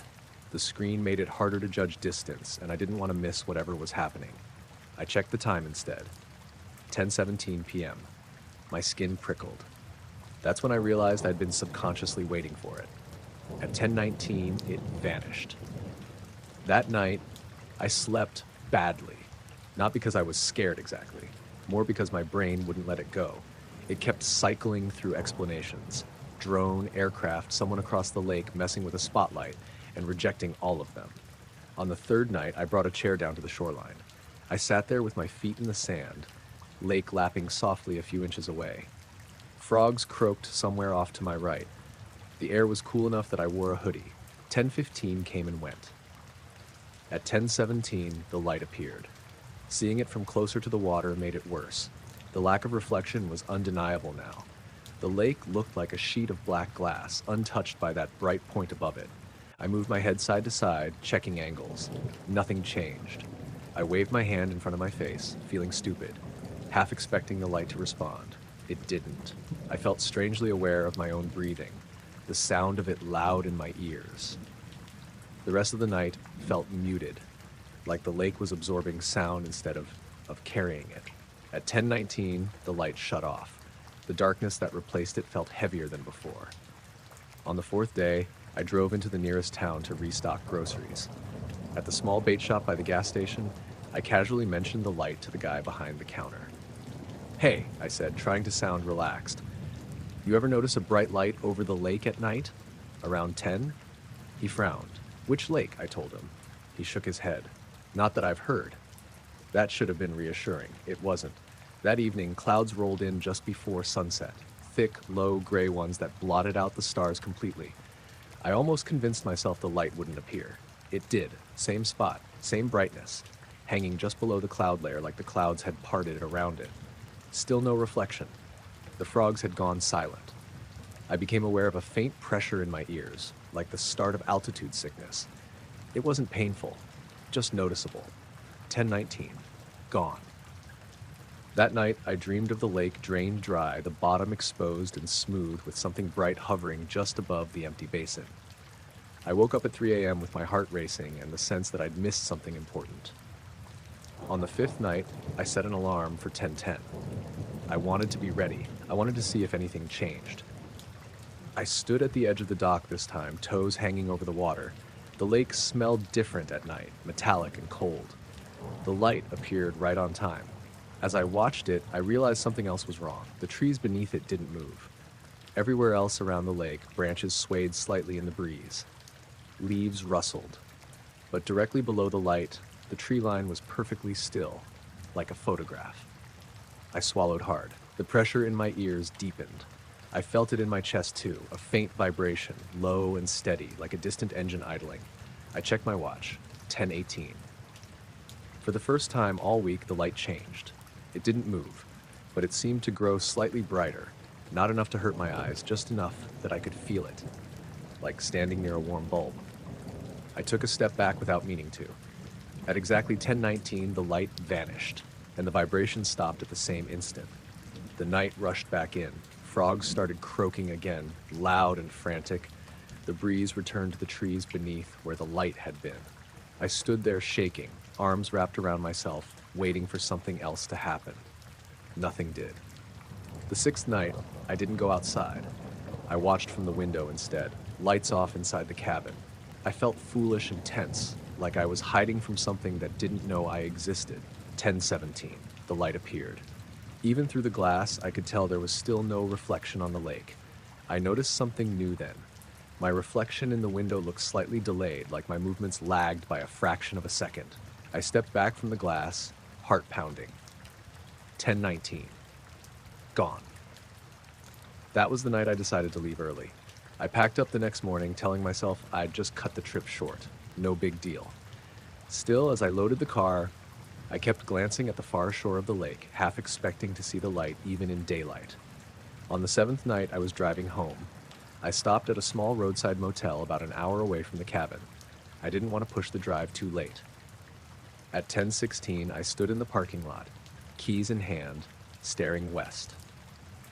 The lake was miles away. At 10:17, a bright white light appeared above the tree line in the distance.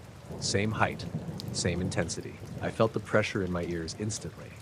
I checked my watch, my pulse hammering. At 10:19, it vanished. I stood there in the dark parking lot, breathing hard, surrounded by the quiet hum of highway traffic, knowing with a certainty that made my stomach drop that the light hadn't been tied to the lake at all. It had been tied to me. I drove the rest of the way home that night without stopping. I don't go near that cabin anymore. I don't go near lakes at night if I can help it. Sometimes, though, when I glance at the clock and see it's 10:17, I get the urge to look up, just to make sure the sky above me still feels empty. I was sitting on my porch with a cup of mint tea, watching the last scraps of twilight fade over the hills west of the house. It was early September, one of those evenings in rural Vermont where the heat from the day finally gives up and the woods start cooling fast. The crickets were loud, the air smelled like cut grass, and the sky still held a faint band of blue before it dropped into full darkness.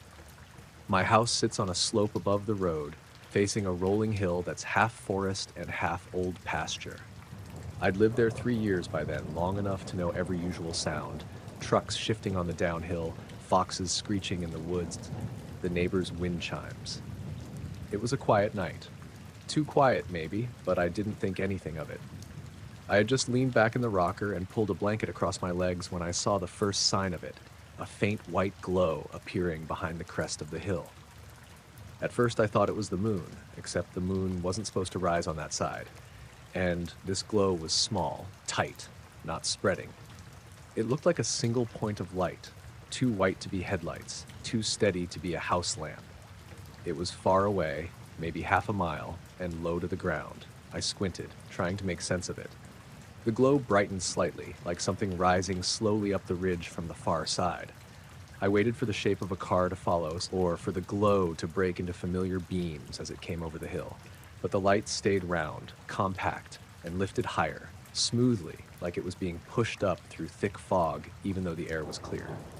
That was what made me sit forward. The motion didn't feel mechanical. It didn't bounce like off-road headlights.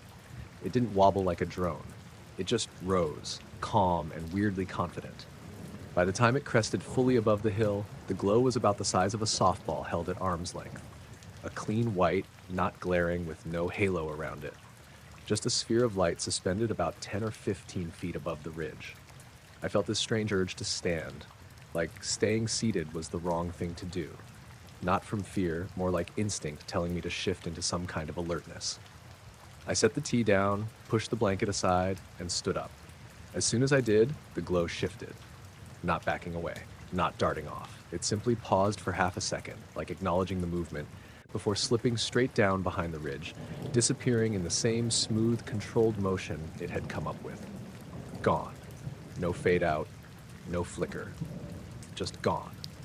The tree line swallowed the darkness again, and the hill looked normal, just a quiet ridge at dusk with the first stars starting to appear overhead. I stayed on my feet a while, staring at the place where the light had peaked above the hill. My eyes kept scanning the edges of the trees, waiting for the glow to come up again. Nothing did. I checked the time on my phone.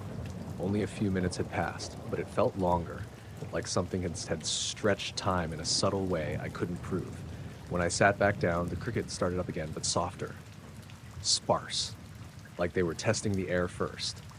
I tried to relax, But every few seconds I'd glance back at that ridge. The glow had been too deliberate, too smooth. Lights don't move like that unless someone or something is controlling them.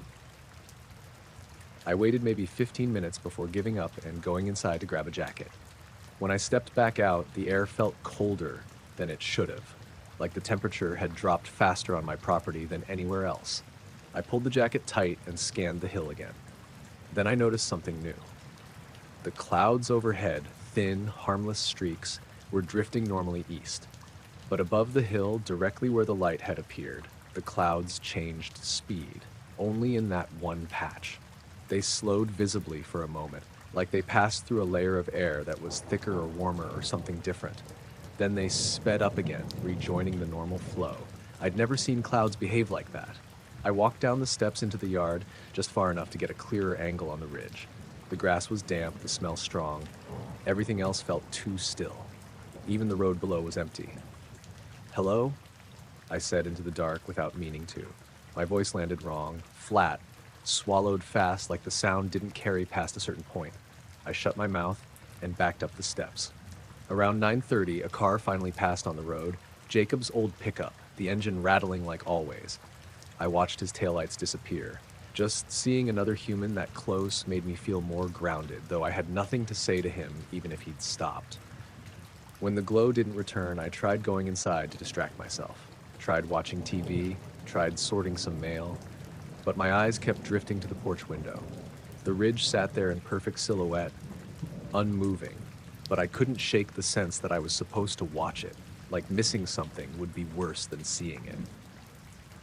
Around 10:15, I stepped back outside. The temperature had dropped again, not dramatically, but enough that I could see my breath faintly. The sky was darker, with thicker clouds forming overhead. The crickets were almost silent now. I listened hard, hearing nothing but wind in the birch trees on the far end of the property. Then the glow appeared again. Not above the ridge this time, through it. A faint white radiance bled upward between two tall pines, as if the source of the light was below the crest, but brighter than before. The glow rose slowly, slicing a thin shape between the tree trunks. But instead of lifting all the way into view, it stopped halfway, hesitated, and slipped back down. My heartbeat thudded painfully in my ears. I stepped backward toward the house. One foot hit the porch step. I didn't take my eyes off the ridge. The glow came up a second time. Slower, more deliberate, and again, it paused just before revealing itself. This time it hovered for several seconds. Not visible directly, only as a pale outline against the trees, but I could feel its presence. Not physically, but in that strange way you sense someone's attention before they speak. Like the air was leaning toward me. I raised a hand slightly, as if shielding my eyes from something brighter. The glow slipped back down one last time and didn't reappear. I stood there waiting long after it faded. My legs grew stiff, my hands numb. The ridge looked normal. The clouds resumed their usual drifting. Eventually the crickets started chirping again, evenly this time. I went inside, but didn't lock the door right away. My mind kept replaying the exact motion of that glow, how it rose, paused, and retreated with such controlled smoothness, like it wasn't moving randomly, but reacting somehow. Before going to bed, I checked the hill through the upstairs window. Nothing. The ridge looked empty, just dark trees against darker sky. But when I finally pulled the curtains closed, I hesitated. For a second, less than that, I thought I saw a faint white reflection move across the glass. Too quick to be from a car, too high to be from anything in the yard. I stood there, hand on the curtain, staring at nothing. My chest tightened until I remembered to breathe. I never saw the glow again after that night. But every time I sit on the porch now, especially near dusk, my eyes always drift first to that ridge, waiting for a small, deliberate light to lift into view, hover long enough for me to rise to my feet, and then slip silently back down behind the hill as if it had been watching me watch it. I was night fishing on Lake Mendota, something I'd started doing after work when my schedule got weird and I couldn't sleep until late anyway. It was early June, warm but not sticky, with a thin layer of fog hovering over the water. Not enough to hide anything, just enough to make the horizon blur. The lake wasn't busy that night. One pontoon way out near Governor's Island, a kayak closer to shore, and me sitting on the old wooden dock behind the park. It was about 11:40 p.m. I remember that because I kept checking the time, debating whether I should pack it up soon before the humidity really kicked in. My lantern was dimmed low to avoid spooking fish, and the only sounds were gentle water laps and the occasional plunk of a carp somewhere in the dark. I was retying a knot when I noticed the light. A thin, perfectly straight line of white sliding across the lake's surface. At first I thought it was a reflection. Maybe headlights from the road behind me hitting the water through a gap in the trees. But cars had passed earlier, and their reflections had always been broken, jittery. Nothing like this. This light was clean, sharp. It moved in a slow, steady sweep, cutting right across the faint fog sitting on the water. I froze with the line in my hands. The beam was so thin it looked like someone had drawn on the lake with a white pencil. It stretched maybe 30 or 40 feet and moved as if coming from a high-angle spotlight. Except when I looked up, the sky was empty. No planes, no drones, just a dark, hazy expanse with scattered stars. I stood up. The line of light continued sliding, perfectly horizontal, as if scanning the water. When it reached a patch of reeds near the shore, it didn't bend or waver, just passed cleanly over them as the reeds weren't even there. My breath caught in my throat. There was no sound. Not from the water, not from the trees, even the insects had gone quiet.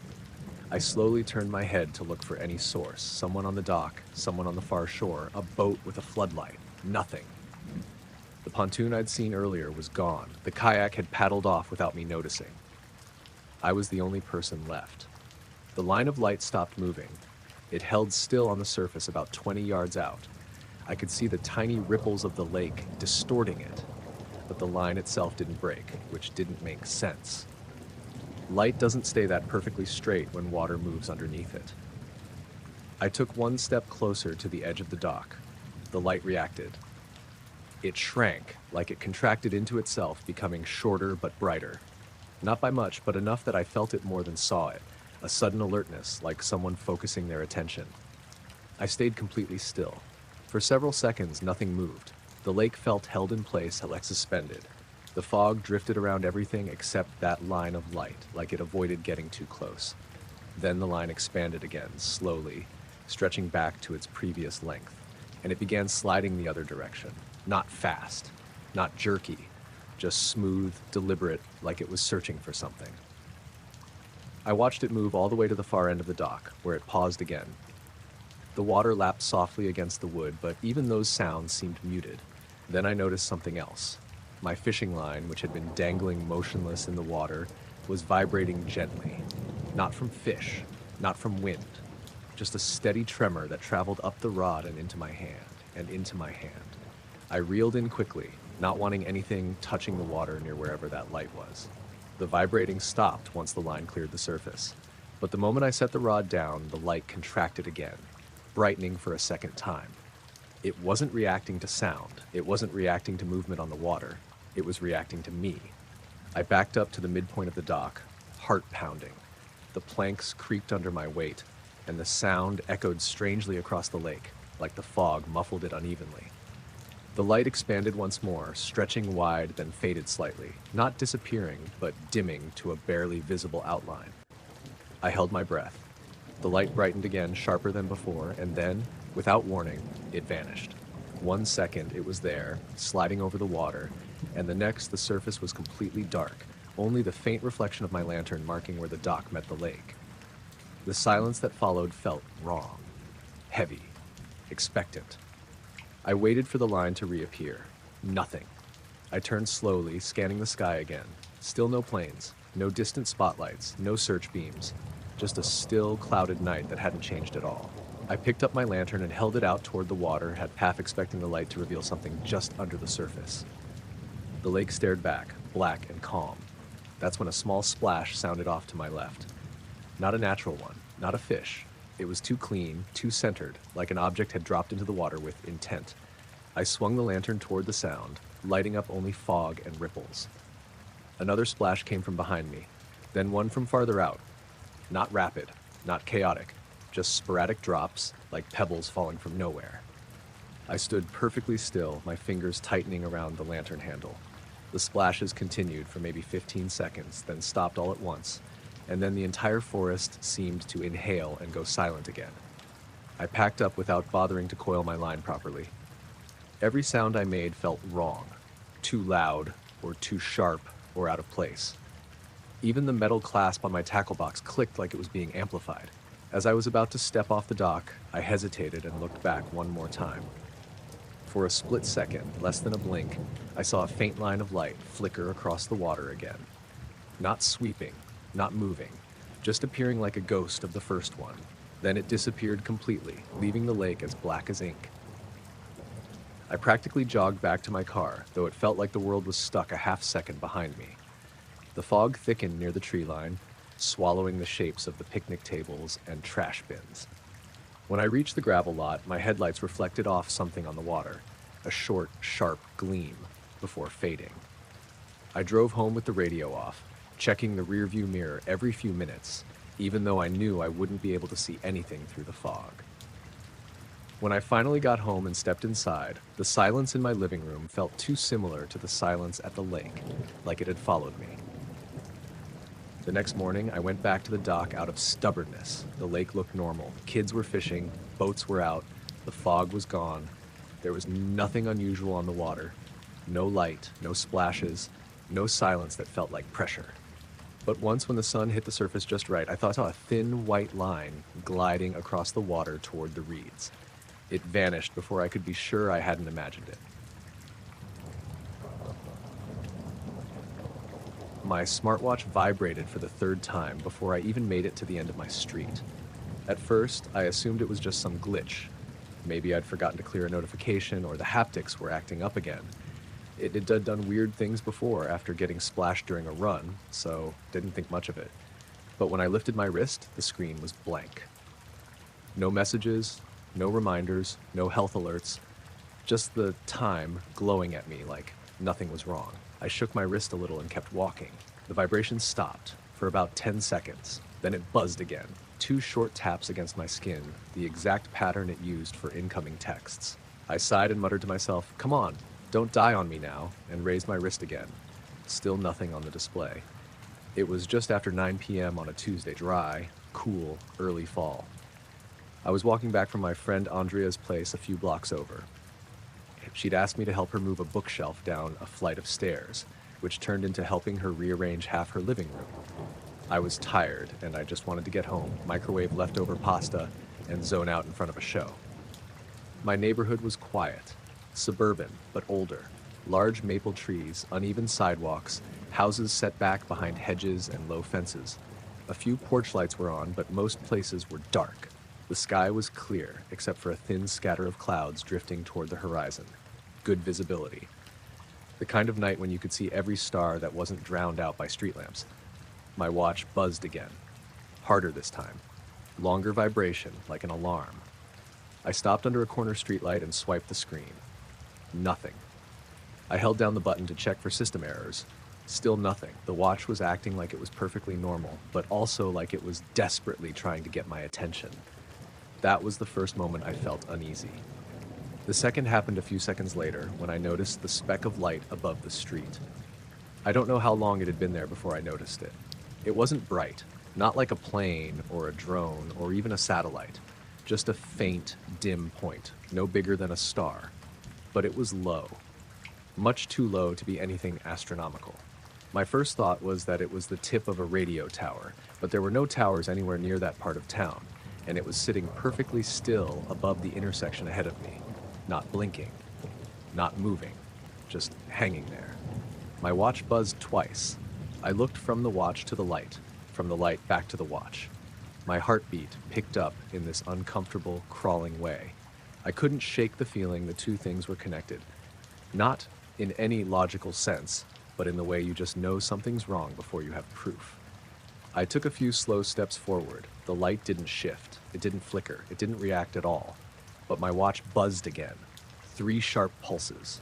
Not any pattern I recognized. I turned in a slow circle, checking for headlights, security lights, electrical transformers, anything that might be throwing some kind of reflection. There was nothing unusual. Just empty street, evenly spaced lamps, silent houses. No movement except the slight rustling of leaves overhead. I thought about calling Andrea, but I felt silly. What would I even say? Hey, my watch is spazzing out and there's a dot in the sky? No way. Instead, I kept walking. Every few seconds, my watch vibrated. Some pulses were short, some long, some felt almost hesitant. It reminded me of someone tapping their finger on a desk while deciding whether to speak. When I reached the intersection, the speck of light hung right above the four-way stop. Maybe 100 feet up, maybe less. It wasn't bright enough to illuminate anything below it. The pavement looked exactly as it always did, smooth patches, cracked patches, a faded crosswalk symbol. Nothing unusual. But the light looked close, closer than any star had a right to be. My watch buzzed so hard it startled me. I flinched and almost dropped my arm. This time, when I checked the screen, it was glowing white. Just a blank white screen, no icons, no numbers, no backlight bleed, perfectly uniform. I tapped it, swiped, held the button, nothing changed. And the light above me dimmed.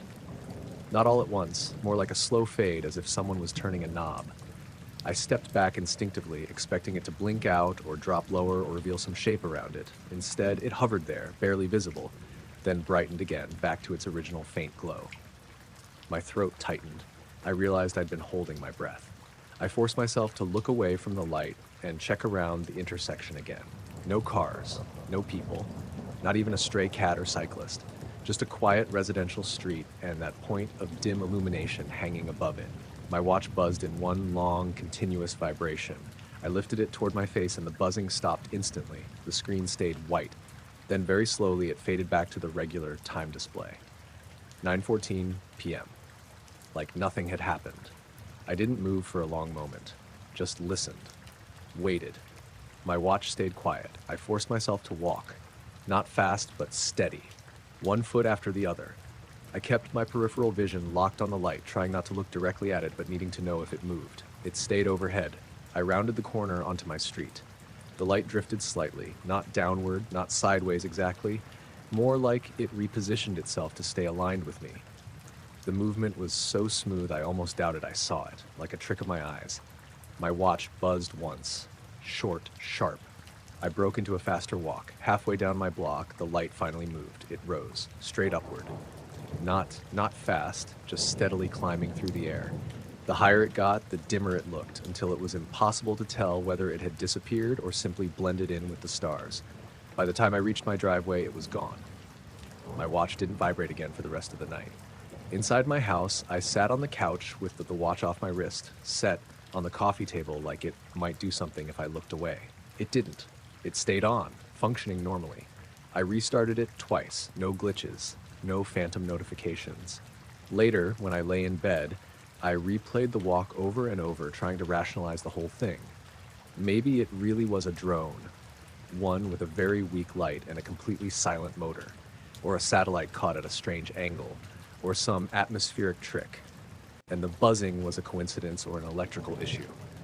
Those explanations should have made me feel better. They didn't, because sometimes when I'm halfway to work or the grocery store or Andrea's house, the watch gives one single, unprompted buzz. Just one.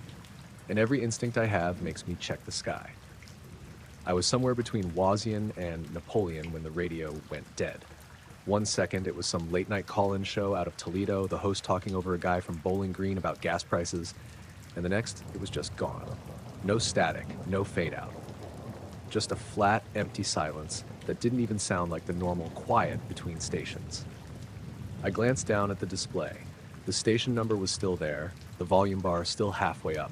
I nudged the knob anyway. Nothing changed. Great, I muttered, more to fill the space than anything else. It was close to midnight. Late July. Northern Ohio. The kind of humid summer night where the air feels thick even with the windows up and the AC on low. I was on County Road 13, the back way to my parents' place, because I'd left my buddy Nate's house too late and wanted to avoid the highway patrol. The world outside the headlights was just corn and soybeans and the occasional dark shape of a barn. No towns for a few miles, no gas stations, no other cars either. The last pair of headlights I'd seen had been 10 minutes earlier, coming the opposite direction. I tapped the radio off and back on. Still nothing. Not even static when I spun the dial. Instead, a faint tone began. It came in underneath the dead silence like somebody had slid a tiny tuning fork inside the speakers. One soft, pure note. Not high enough to be painful, not low enough to feel like a vibration. Just a thin, clean tone that pulsed in a slow rhythm. On, off, off. I checked the display again. No station name, just FM 97.3 frozen there. When I twisted the knob to change it, the numbers moved, but the tones stayed. Same volume, same pattern, completely unaffected. The hair on the back of my neck stirred. I told myself it was some weird capacitor issue or a loose wire screwing with the audio. I'd bought the car used. The stereo already had quirks. Still, the timing of it felt strange. The tone pulsed at almost exactly the same tempo as my heartbeat. I tested it, held my fingers to my wrist, counting silently. 1 pulse, 2, 3. The tone lined up for several beats, then drifted slightly, then lined up again. Not perfect, but close enough that I noticed. I turned the radio off entirely. The tone kept going. That's when my stomach finally flipped. The display went completely black, as if it had lost power, and the rest of the dash dimmed for half a second before returning to normal. Check engine lights stayed off, RPM steady, temperature fine. Everything looked normal except for the dark radio screen and that thin, rhythmic tone still coming from the speakers. I cracked the window to see if the sound was actually in my head. Warm, damp air pushed in, carrying the smell of manure and cut grass. Crickets droned faintly in the distance. No tone. When I rolled the window back up, I heard it again. Clear as before. On, off. I gripped the steering wheel a little tighter and focused on the road. The cornfields on either side loomed high, taller than the car, blocking out any view of farmhouses beyond them. Every so often, I'd pass a break in the rows where a dirt lane cut through. Each time, my headlights would briefly wash over a mailbox or a metal gate before the corn walls closed in again. A few minutes went by like that. Just the hum of the engine and that soft, unnatural beeping in my ears. Then the tone changed. It doubled in speed, still soft, but the pulses now closer together. My chest tightened. It felt like someone had turned a dial inside my head. At the exact same moment, the fields opened up. I came to a long stretch where the land dipped away from the road into a broad, flat expanse planted with soy. The plants were low enough that I could see all the way across the field to the tree line and the old power lines that marched along the horizon like sharp black stitches.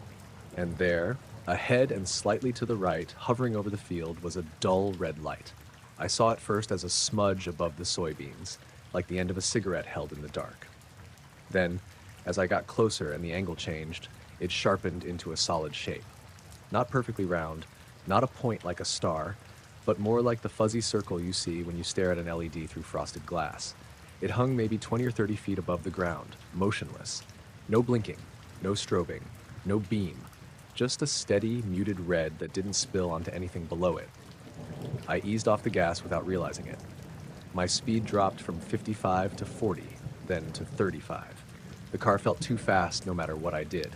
My focus tunneled onto that light. The tone in the speakers shifted again, lowering in pitch slightly, still rhythmic, still detached from anything I did. I reached for my phone in the cup holder. The screen refused to turn on. The haptic buzz came through under my thumb, but the display stayed black, like the backlight had died. No glow, no icons, nothing.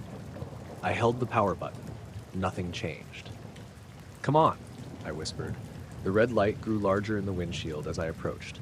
It stayed the same color, the same intensity. Dirt lanes branched off on both sides, empty and dark. No parked trucks, no yard lights, no signs of a farmhouse connected to that field. When I drew nearly parallel with the light, I realized how wrong it was. There was no reflection. The soybeans underneath it were just dark shapes in the wash of my headlights. The light didn't touch them at all. It didn't touch the road either. It was as if the air around it was the only thing allowed to participate. My instincts started screaming at me, but my body lagged behind, caught between wanting to slow down and wanting to floor it. I ended up settling somewhere in the middle, creeping past at maybe 20 miles an hour, eyes locked on the side window now. The red light remained exactly where it was, perfectly still, hovering over the field about 50 yards out. The tone in the speakers grew more insistent, not louder, just more present, like it was pressing against the inside of my ears. On, off, on, off, on, off. I could hear my own breathing now over the sound of the tires on asphalt. It sounded too loud in the small car. For 1 second, everything lined up. The car moving slowly forward, the empty road, the shadowy field, and that unnatural flat red glow hanging in the middle of it all. Then it shot upward, no ramp up, no acceleration, just instantaneous motion like someone had cut a frame out of reality. One moment it was there over the field, the next it was a streak zipping straight into the sky. A vertical smear of red, thin and impossibly fast, disappearing into the low clouds without ever bending or curving. The clouds themselves lit faintly from within, where the streak vanished. The glow spread out in a soft circle, then shrank back to normal gray. The tone cut out mid-pulse. Silence slammed into the car. Real silence, with only the engine and the faint hiss of tires left. My ears rang with the absence of that sound. I realized my foot had lifted fully off the gas. The car was coasting. I forced myself to look away from the rearview mirror where I'd been expecting to still see some trace of red. There was nothing. Just the empty road behind and the dark smear of field. I pressed the accelerator and watched the speedometer climb. 30, 40, 50. Off to my right, the brittle silhouettes of corn stalks rose again as the fields changed back from soy to tall crops. The tunnel closed in around me. For a few miles, I didn't dare glance at the sky. Eventually, curiosity or stupidity won out. I flicked my eyes upward through the windshield. The clouds looked ordinary. No glowing shapes. No strange holes. No streaks. My phone buzzed in the cup holder. I grabbed it so fast, I almost dropped it. The screen lit up normally, full brightness, icons all where they should be. A flood of delayed notifications came in. Group chat, email, a weather alert about possible fog after midnight. I opened the compass app without really knowing why. The little arrow spun twice, then settled. North was north again. I turned the radio back on. It came to life at normal volume, the call-in host droning about city council drama like nothing had happened. I spun the dial. Every station I hit was exactly where it should be, with normal static between them. I kept going until I reached the highway. When I pulled into my parents' driveway half an hour later, the porch light was on and the house looked exactly as it had for the past 20 years. My mom's ceramic rooster still sat lopsided on the front step. The maple tree still leaned slightly over the garage. Nothing felt any different out there. The sky was just sky.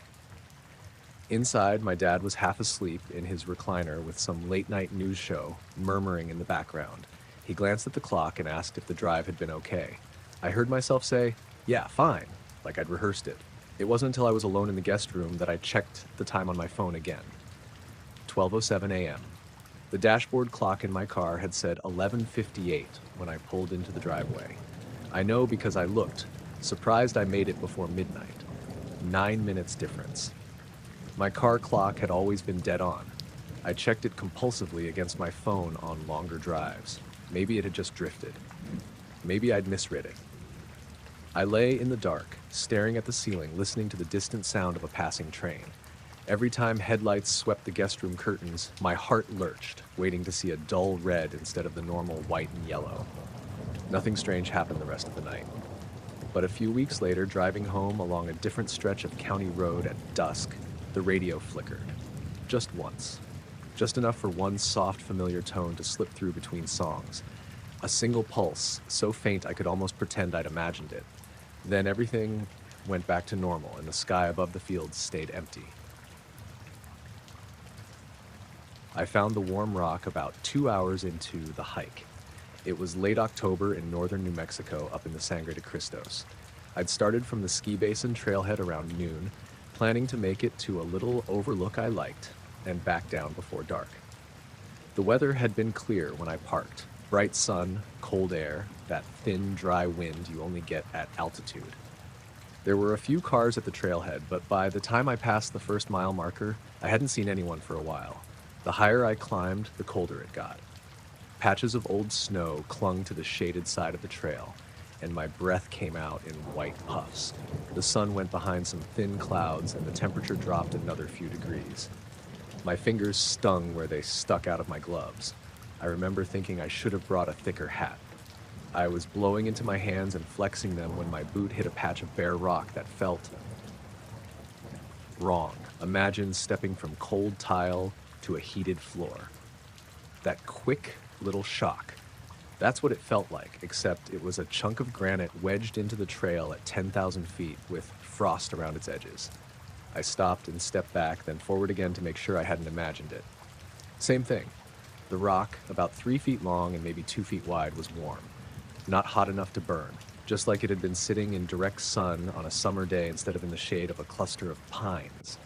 I looked up, half expecting a shaft of sunlight to be hitting it through the branches, but the canopy above that stretch was solid. No direct sun. Everything else around was crusted with thin ice. Melted snow had refrozen in little glassy patches off to the side. I squatted down and pressed my gloved hand flat to the rock, warm even through the glove. I pulled the glove off and touched it with my bare fingers. Definitely warm. Not steaming, not glowing, just wrong for where it was. A little uncomfortable feeling slid down my spine. I tried to rationalize it. Maybe the rock had some kind of mineral that held heat better, or maybe water running under it was warmer. I didn't know. I'm not a geologist. But the air around it was cold, and my knees were starting to ache from crouching there. I stood up and took a step back to get a better look at the whole section. That's when I noticed the sky. Directly above that stretch of trail, through a gap in the branches, the sky looked warped. It was subtle. If I hadn't been staring straight up, I might not have seen it at all. But there was this faint shimmer, like heat rising off asphalt in the summer. The blue behind it wobbled, bending slightly. There was no jet, no contrail, nothing that should have caused it. I moved a couple of steps to the left. The shimmer stayed over that same patch of trail. I moved to the right, same thing. I walked forward, past the warm rock, and looked up again. The distortion was behind me now, parked over the place I'd just been standing. The wind died down, not completely, but enough that the trees around me stopped creaking. It was suddenly very quiet. No birds, no distant road noise, no other hikers. I could hear my own breathing and the faint rush of blood in my ears. I stepped back onto the warm rock. The air around my legs got maybe a degree or two warmer. Not by much, but enough to notice. The hair on my arms lifted under my jacket like static was building. My phone buzzed in my pocket, which made me jump. I pulled it out. No notification, no call. The screen showed the time, 2:08 p.m., and the battery icon flickered from 68% down to 52%, held there, then slowly crawled back up to 64%. The GPS icon flashed once and then disappeared even though I had airplane mode on. I backed off the rock again. As soon as my boots hit dirt, the air felt normal cold. The static sensation vanished. The phone screen stabilized at 63% like nothing had happened. I laughed a little under my breath, a short, nervous sound, and told myself I was imagining it. High altitude, low blood sugar, whatever. I took a drink of water, ate half a granola bar, and decided to keep going. It was weird, but I didn't have a better explanation, and standing there, staring at a piece of stone wasn't going to change anything. As I walked away, I checked over my shoulder a few times. The rock looked like any other rock. The sky above it still had that slight ripple, but as the trail curved, branches blocked my view, and eventually I lost sight of it. About 10 minutes later, something else felt off. It took me a while to figure out what. I kept walking, expecting to meet the switchback that always told me I was halfway to the overlook. It never came. The trail only had so much variation, and I knew it pretty well. But the turns and rises weren't matching my memory. I stopped and pulled out my phone again to check the trail map I'd downloaded. The arrow showing my position spun in a slow circle, then snapped to a spot about 50 yards to the left of the trail line, as if I were walking in the woods off path. I rotated in place, watching it twitch. It wouldn't settle. I turned airplane mode off just long enough to see if GPS would behave better. No signal bars popped up, but the arrow jumped again, this time a quarter-mile ahead, near a junction I definitely hadn't reached. The map stuttered, then froze. The timestamp at the top of the screen read 2:48 p.m. I checked my watch. 2:31 p.m. I held them side by side. The watch ticked over to 2:32 while the phone stayed at 2:48, then suddenly updated all at once to 2:32 like it was correcting itself. That tight feeling in my chest came back. I stuffed the phone in my pocket, told myself I was just being jumpy, and kept walking. I paid extra attention to the trail markers this time, reading the carved numbers out loud to keep myself grounded. The wind came back, but only in short gusts, like someone was breathing on the trees instead of a steady breeze moving through. A couple of times it pushed hard enough to sway the pines, then cut out completely, leaving the branches settling and creaking in a way that didn't match the air. When I finally reached the overlook, the view was normal. Valley stretching out below, distant highway, a few scattered houses. The sun was dropping toward a bank of clouds, painting everything pale gold. For a few minutes, I felt stupid for freaking myself out, and I took a couple of pictures, ate the rest of the granola bar, and decided to head back down before the light got weird. Going down, I tried not to think about the rock, but my mind kept circling back to it. I timed my pace with my watch out of curiosity. It usually took me about 35 minutes to get back to that spot. At 27 minutes, I started looking for landmarks. The crooked pine with the lightning scar, the big boulder that looked like a face. They came and went in order, just like normal. But when I reached the point where I knew the warm rock had to be, the trail looked different. The pines thinned out a bit, and a patch of exposed stone spread across the path where I didn't remember there being so much bare rock. It wasn't just one stone now. It was a slab, maybe 10 feet long and 4 wide, slightly raised from the surrounding ground. Frost edged it in a clean line. I slowed down and reached my hand out. Warm, not hot, but warmer than my skin. The same even warmth as before, just over a bigger area. I stepped onto it and stopped. The world dulled. The sound of the wind faded like someone turned the volume down. My breathing sounded farther away from me, if that makes any sense. The trees at the edge of my vision seemed to bend inward a fraction, like I was looking through a wide-angle lens. I looked up through the gap in the branches. The distortion in the sky was bigger now. It wasn't just a shimmer. It was a column, like a vertical river of slightly bent air rising up from the rock. The clouds behind it warped as they moved past, stretching thin, then snapping back to shape once they cleared the area. There was no color change, no light, just that wavering vertical strip. Standing on the rock, I felt a faint vibration through my boots, like a truck idling far underground. It wasn't strong enough to shake dust loose or anything. It was just there at the edge of sensation. I don't know how long I stood there. 10 seconds? A minute? Time felt slippery. My phone buzzed again, a quick triple vibration, like a notification coming in. I pulled it out, screen black, pressed the side button. Nothing happened for a moment, then it lit up, battery at 19%, even though it had been in the 60s earlier. The time said 4:11 p.m. My watch said 3:03. My throat went dry. I stepped off the stone. The moment my foot hit dirt, the vibration vanished. The sound of the wind returned full force, making me flinch. I looked up. The column of distortion was still there, but thinner, like whatever was causing it had pulled back slightly. I backed away fast, eyes locked on that shimmer. It didn't move toward me. It didn't do anything dramatic. It just hung there, rippling gently, as if heat were rising from the rock in a place that was too cold for heat to be doing that. By the time I rounded the next bend and trees blocked my view, my heart was pounding hard enough to make me lightheaded. I almost ran the rest of the way down. Every now and then I'd feel a brief wave of warmth against my legs, like walking through a sunbeam inside a mostly shaded forest. It wouldn't last. Just brush past. But it always made me check the sky. Once, maybe 10 minutes after I'd left the rock behind, the trees opened up and I could see the ridgeline above where I knew the slab was. The sky over that part of the mountain still had that faint vertical wobble to it, even from a distance. Not a cloud, not smoke, just a patch of air that looked wrong. I focused on the trail and forced myself to keep moving. The light was changing fast now, going from gold to that flat gray that comes right before dusk. Temperatures dropped again. My fingers went numb even inside my gloves. The last half mile to the trailhead felt longer than the whole hike up. When I finally saw the parking lot through the trees, a kind of weak relief hit me. There were only 2 cars left, mine and an old blue Tacoma. I didn't see anyone around, but there was a faint scratching sound coming from the Tacoma's bed, like something shifting in a plastic bin.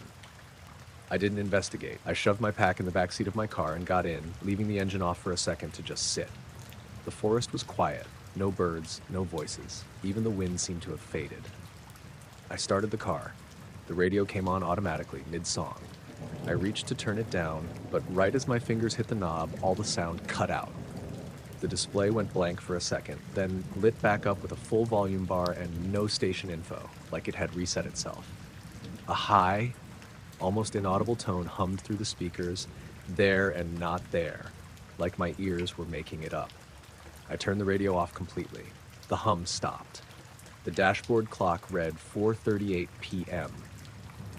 My watch said 3:29. I looked back and forth between them, then at my phone, which had died somewhere in the last 10 minutes. Black screen, no response when I held the button. That was enough.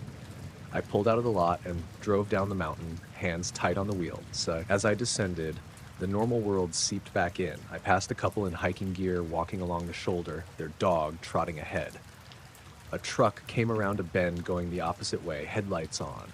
A crow flew low across the road in front of my windshield. By the time I hit cell range again, the car clock had synced with the time on my phone after it rebooted. They both agreed it was a little after 5. My watch still insisted it wasn't even 4 yet. I didn't go back to sync them that night. I left the watch on the counter and let it be wrong until the battery ran out weeks later. I've been up that trail since then, but only in summer and only with other people. We've never found that exact section of warm rock again. There's bare stone in a few places that might be it, but it's always cold when we touch it, even in August. Still, sometimes when we stop for water, I catch myself staring at the sky through the gaps in the branches, waiting to see that slight, impossible shimmer, bending the air, where the mountain should just be mountain and nothing else.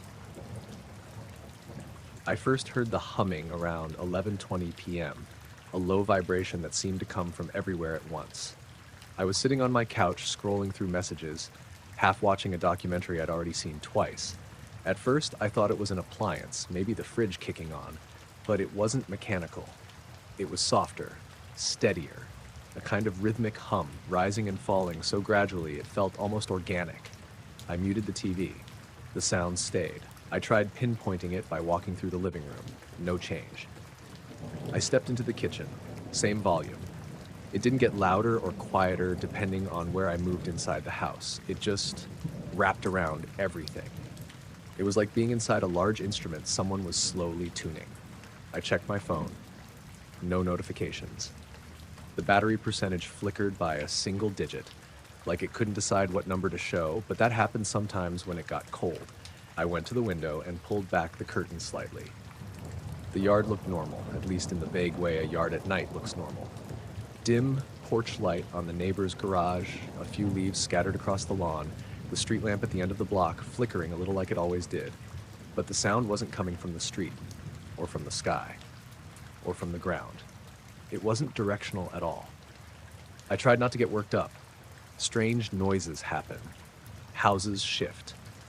Utilities hum. But something about the steadiness of it made me uneasy. You know how your brain tries to fit new sensations into categories you already understand? Mine had nothing to work with. The hum wasn't electrical, wasn't mechanical, wasn't human. I put my ear against the living room wall. No change. Basement door, same volume. Bathroom, same. It didn't get louder or softer based on proximity to anything solid. It just existed at a level that felt like it was coming through the air itself. A rhythmic rise and fall, slow, almost patterned, like breathing, except too even. I went back to the living room window, tried to listen carefully. My ears strained until they almost rang. The hum stayed perfectly steady. Something about that annoyed me more than scared me. I grabbed my coat, shoved my feet into my shoes, and headed for the front door. If something outside was making the noise, I wanted to see it instead of imagining shadows. The hum continued all the way to the entryway. Then literally the second, I twisted the knob and pulled the door open. The sound cut off, not faded, stopped, like someone flipped a switch. The silence hit so quickly it felt physical, like walking into a vacuum. The porch was still. No wind. No crickets. No passing cars. I stepped outside and looked around. The street was empty. A lone delivery truck rumbled 2 blocks away, but it didn't make the humming start again. No planes overhead, no transformer buzzing, no neighbor's heat pump running, just silence. I took a few steps into the yard, feeling foolish. I waited a long moment, letting the stillness settle. Nothing. I headed back inside. The door clicked shut behind me. 5 seconds later, the hum returned. Not gradually. Not like something spinning up, just there again. Same volume, same rhythm. I froze in the entryway. My first thought, stupid but automatic, was that someone was messing with me. But who would do that? And how? The hum didn't match anything a speaker could make, and it didn't vibrate the floor or walls. It wasn't directional enough to be something hidden inside. It was like the air inside the house was humming. I opened the door again. Instant silence. Closed it. Hum. I did it 4 more times because my brain refused to accept something so cleanly impossible. Hum. Silence. Hum. Silence. A perfect on-off response triggered by stepping over the threshold. I walked to the back door, wondering if maybe the front yard had something strange happening. Same thing. Inside. Hum. Outside. Silence. By now, the hairs on my arms were standing up. My chest felt tight in a way that wasn't fear exactly, just this deep discomfort, like my instincts were trying to warn me before the rest of my mind caught up. I turned on all the lights and walked room to room, trying to distract myself with normal tasks. Washed a couple dishes, picked up clutter. The hum didn't change, didn't get louder when I ran the sink, didn't react when I turned on the stove fan. It was too constant for that. At one point while I was in the hallway, the lights dimmed very slightly. Not flickering, just dipping like a brownout. The hum didn't change at all. When the lights brightened again, I checked my phone. The screen took a full second to wake up, which it never did before. Then the battery percentage started slipping, 62, 56, 49, before jumping back to 63. None of that made any sense. I turned airplane mode on. The hum didn't react. Around midnight, something new happened. The rhythm of the hum shifted, just one single cycle shorter than the others, like it skipped a beat. Not dramatically, but enough that I noticed instantly. Then it went right back to normal. I stood still in the hallway, listening hard. Another skip, not at a regular interval, just once every few minutes. Each time it skipped, the air felt slightly heavier, like humidity increasing even though the house was dry. My ears felt full, like pressure was increasing or decreasing too subtly to measure. Around 12:30, the hum deepened by maybe half a tone. I'm not musical, but I swear the frequency changed. The sound grew just a tiny bit more resonant, like something adjusting itself. I'd reached the point where sitting still felt worse than moving, so I grabbed my keys and jacket. My plan was simple. Open the door, step outside, and walk until I heard something normal again. But when I opened the front door, the hum still stopped instantly. And I mean instantly. The moment the latch let go, before the door even swung open, I stepped onto the porch. Silence. My ears rang from the sudden absence of sound. The street lamp flickered once and steadied. I walked a little down the sidewalk, my breath visible in the cold air. Nothing followed me. No hum, no weird pressure. The world was normal. But when I walked back and crossed through the doorway, the hum resumed as if it had just been waiting for me. This time, something else happened. The hallway light dimmed again for a moment. Not enough to go out, just a brief pulse. The air felt thick for a few seconds. The hum skipped again. I stood in the doorway, half inside, half outside, seeing if the sound would cut in and out depending on where I stood. It didn't. The line wasn't the threshold exactly, more like once the door was fully closed. Door cracked open. Silence. Door closed. Hum. I did not like that at all. Eventually, I left the door open and sat on the porch with a blanket around my shoulders, just listening to the night. Normal night sounds came back, an occasional car, wind through branches, the rustle of a cat jumping onto a trash can. I kept glancing at the open doorway behind me. From outside, the house looked normal, lights glowing softly, everything still. But the moment I stood and nudged the door halfway closed, I heard it, the faintest beginning of the hum. Like something inside was preparing to start up again. I opened the door wider. Silence. I didn't go back inside for another hour. I paced the yard, sat on the steps, kept zoning out, listening for anything unusual. Nothing happened. Nothing strange outside. But eventually, at around 2 a.m., I had to go back in. The cold was getting to me. The second I shut the door fully, the hum returned, in the exact same tone and rhythm as before, as if no time had passed. I barely slept. By morning, the noise was gone. The house sounded normal again. My phone charged fine. The lights didn't dim. Everything worked as if nothing had happened. But the next night, around 11:15, the hum started again. Softer this time, but undeniably the same sound. And when I checked very slowly by cracking the door open, silence. Closed, hum. I haven't figured out anything about it except one thing. Whatever is causing the humming doesn't want to be heard from the outside. Whatever it is, it only exists, only behaves that way when the house is closed up, fully sealed. I don't know why. But every night since, before I go to bed, I stand at the front door for a long time with my hand hovering over the knob, listening for that low, rhythmic sound that shouldn't be there. And every time I open the door, the silence on the other side feels a little too deliberate. I woke up because something in the house felt wrong. Not a sound, at least not at first. More like a vibration under the mattress, like someone had put a phone on silent mode and shoved it under the bed frame. It was just enough to pull me out of sleep. When I actually opened my eyes, I realized it wasn't the bed vibrating. It was the walls. A low humming, steady and smooth, not mechanical. It wasn't coming from the pipes or the vents. It was inside the drywall somehow, spreading through the room like a held note. I sat there for a few seconds, half awake and confused, trying to figure out if I had left something plugged in. The moment I pushed myself upright, the humming stopped. Not faded, stopped, like someone flipped a switch. I sat completely still, waiting for it to start again. Nothing. The house felt too quiet after that. No refrigerator hum, no furnace sound, not even the faint ticking of the baseboard heater. It was like the place was holding its breath. I got out of bed slowly and went to the window. I live in a small rental house just outside Marquette, up in northern Michigan. My bedroom faces the woods behind the property. Dense trees, no streetlights, nothing but darkness at night, unless the moon is bright. When I pulled the curtains back, the entire sky was glowing white. Not bright white, more like the color of a sheet held over a flashlight. A soft, even glow that had no direction, no source. The trees in the backyard were all silhouettes, sharp and perfectly still. I didn't see any flickering or clouds reflecting city light. It wasn't lightning either. It held steady for maybe 2 seconds. Then it vanished, just pure darkness again, like someone cut the power to the sky. I stood there for a long time, waiting for something else to happen, but everything stayed still. I didn't even hear wind. I ended up staring at my own reflection in the glass, trying to decide if I'd dreamed the whole thing. I checked the clock, 3:08 a.m. My phone said the same. Notifications were normal. Power was on. Everything looked totally ordinary, except for the feeling in my chest, like I was slightly off balance. I went to the kitchen to get water because my mouth felt dry. As soon as I stepped into the hall, the humming started again. Not the same intensity. This time it was softer, more diffused, like the noise was coming through the floor instead of the walls. It vibrated up through my legs and into my ribs, quiet enough that I wondered if I was imagining it, but strong enough to feel.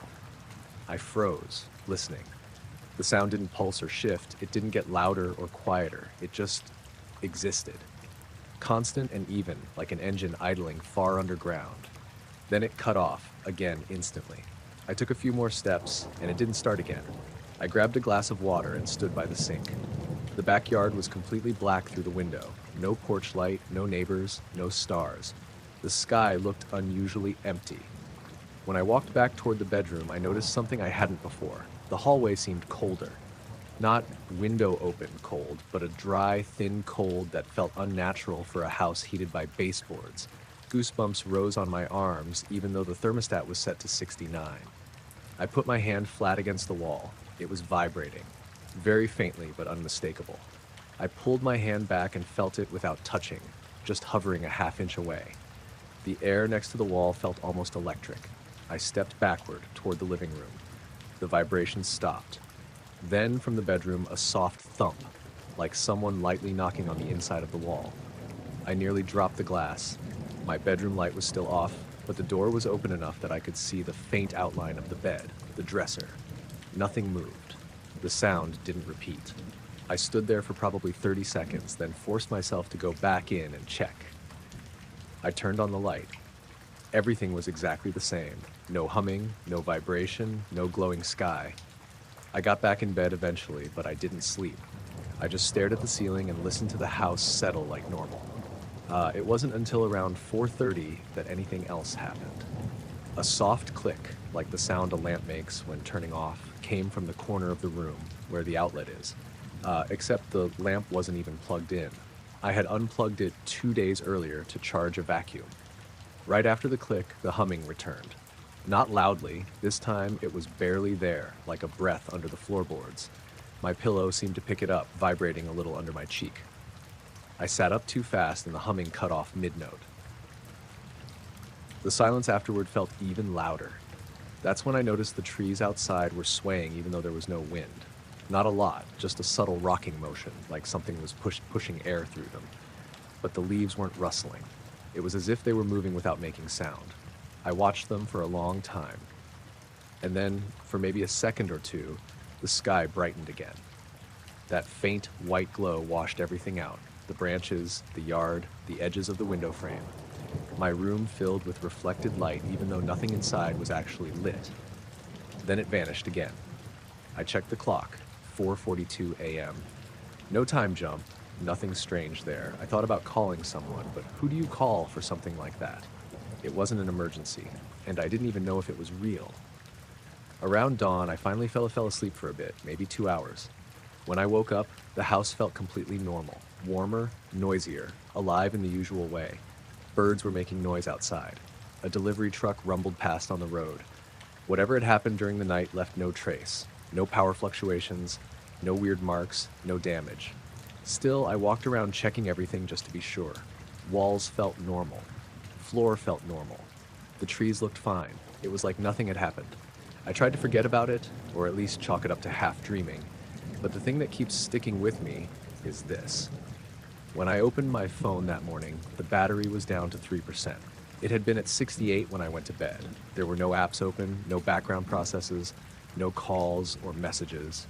But when I tapped the battery usage chart, there was a huge unexplained drop right at 3 a.m. The graph just plunged straight down. No reason given. I've been charging it next to my bed for years, and it's never done that before. I haven't heard the humming since, and the sky hasn't glowed again. But sometimes late at night, when the house gets very quiet, I catch myself listening, waiting for that low vibration to start up again behind the walls, just to know whether it was real. The water was so still that morning it looked more like glass than a lake. I remember that clearly. It was early, around 5, one of those September mornings where the cold sits right on your skin, but the air smells clean enough that you don't mind. I'd driven out to Cedar Basin to fish before work, something I didn't get to do often anymore. I parked near the south shore, hiked down the slope, and set up near a cluster of reeds where the trout usually bit. There was a faint mist on the surface, drifting in patches. The sun wasn't up yet, but the sky had that dim bluish color that hinted morning wasn't far off.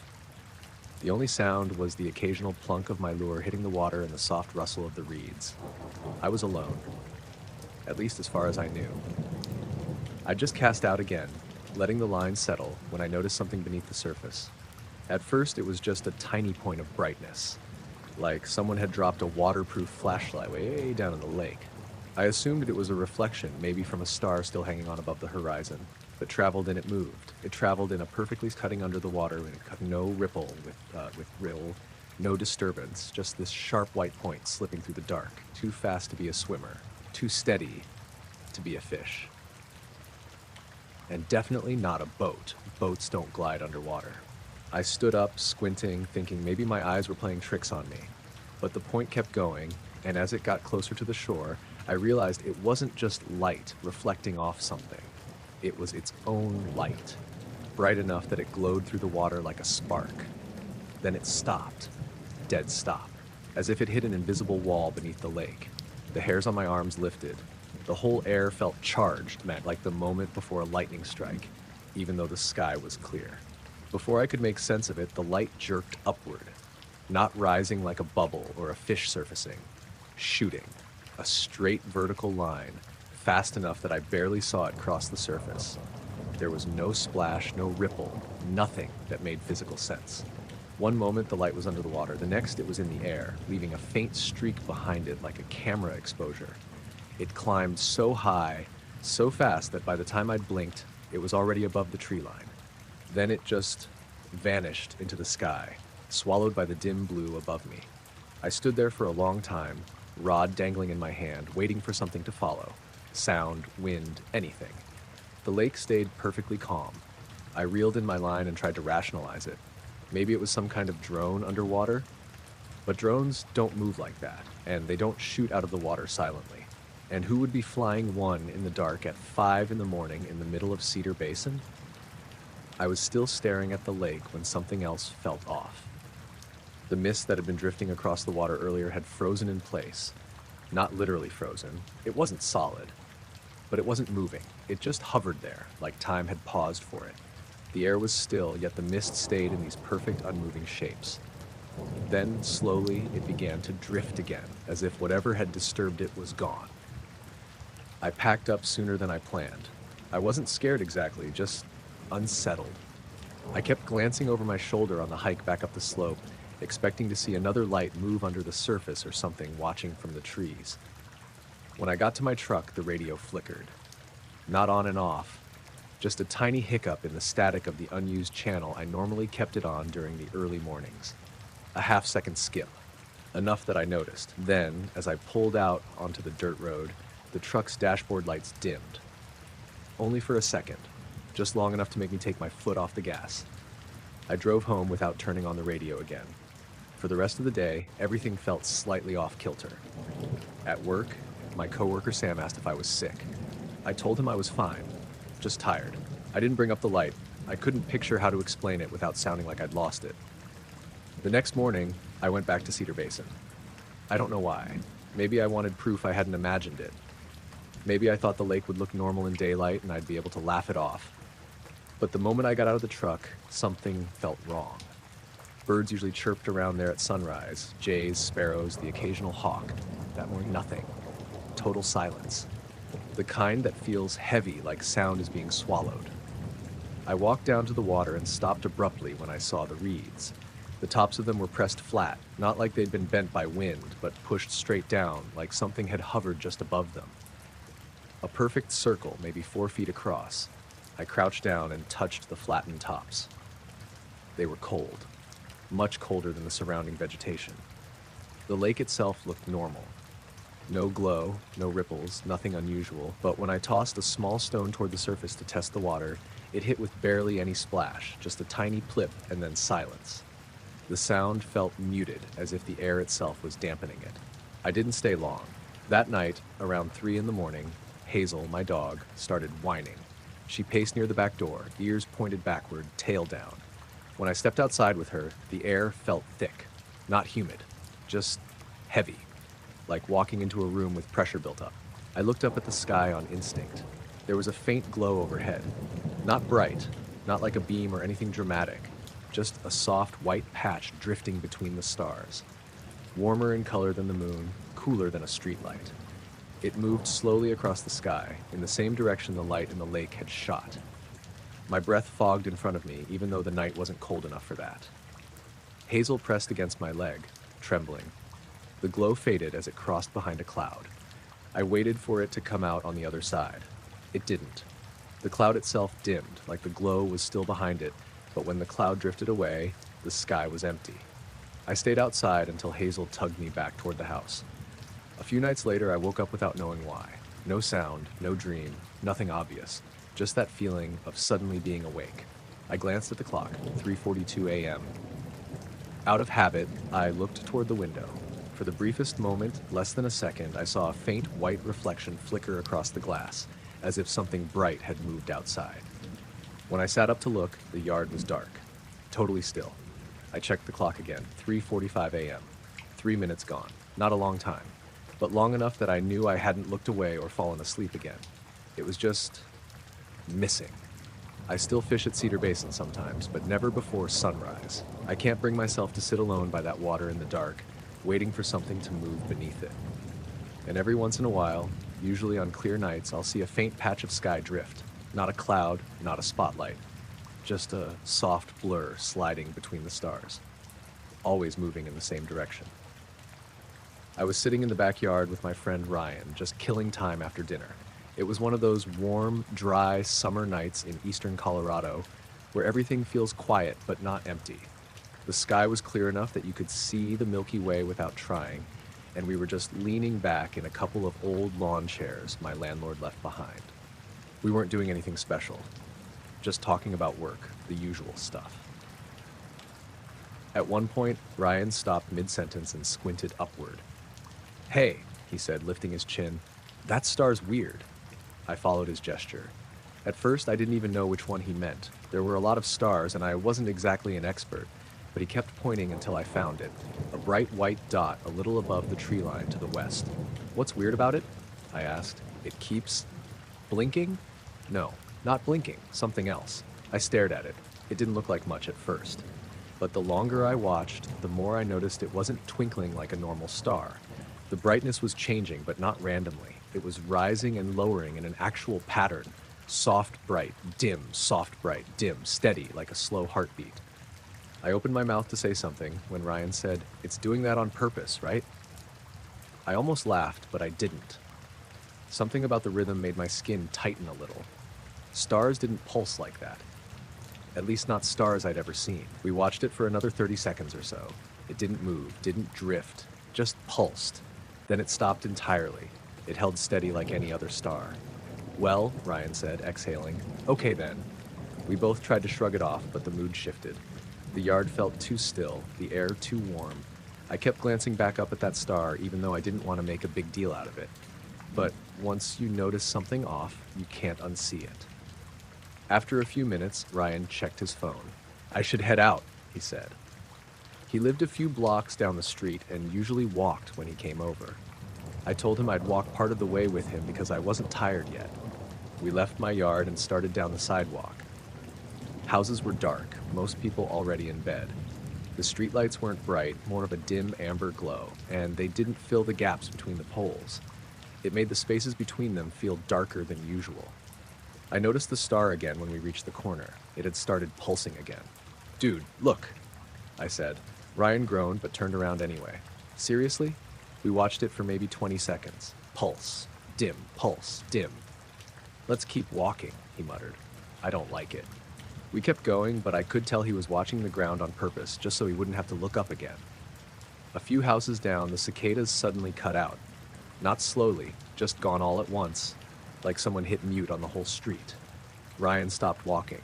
"Did you hear?" "Yeah." He looked at me, uncertain. I didn't say anything because I didn't trust my voice not to shake a little. The silence felt thick. I could hear my own heartbeat, which I usually never notice. Then the streetlight above us flickered once. Not out, just a momentary dip. We looked at each other again. "Maybe a transformer?" I said, though it sounded weak. Before he could reply, a shape crossed overhead. I didn't see the whole thing, just a brief, dark silhouette gliding across the sky, blocking part of the stars as it went. No noise, no wind. Nothing to tell how big or close it was, just a smooth shadow passing above the neighborhood. Ryan swore under his breath. We both looked up at the pulsing star again, but it wasn't pulsing anymore. It was gone. Not dimmed, not faded. Gone. We stood there for maybe a minute, not moving. The cicadas started again, but it didn't help. Their sound felt thin, like background noise in a video instead of something alive. "I'm going home," Ryan said quietly. "I'll text you." I watched him leave, but I didn't head back to my house right away. I don't know why. Something felt unfinished, like if I moved too soon, I'd miss whatever came next. A breeze picked up, hot, dry, not cooling at all. When it brushed past me, I felt a faint pressure against my ears, almost like a plane passing overhead, except the air stayed completely still after. No sound followed. No plane. I looked up at where the star had been. Nothing but regular sky. But as I started walking back toward my house, I noticed something else. My shadow. Under the nearby streetlight, it looked normal at first. Then, as I stepped forward, it lengthened unnaturally far behind me, longer than the streetlight should have cast. And the streetlight wasn't flickering. I stopped walking. My shadow didn't. For half a second, maybe less, it lagged, like the ground beneath me was catching up. Then it snapped back into place. I actually gasped. It felt like the bottom dropped out of my stomach. Everything seemed to return to normal after that. My shadow looked fine. The streetlight glowed steadily, but every step back to my driveway felt like wading through a bad dream where your legs don't quite work right. When I got inside, I locked the door without thinking. I checked the windows. I checked the backyard again through the glass. The sky looked totally ordinary. Still, I couldn't shake the feeling of being watched. I went to brush my teeth, and when I walked back into the living room, I noticed a faint light on the ceiling. A soft circular reflection, like someone standing outside, was shining a weak flashlight upward through the window. I pulled the blinds open fast, but nothing was there.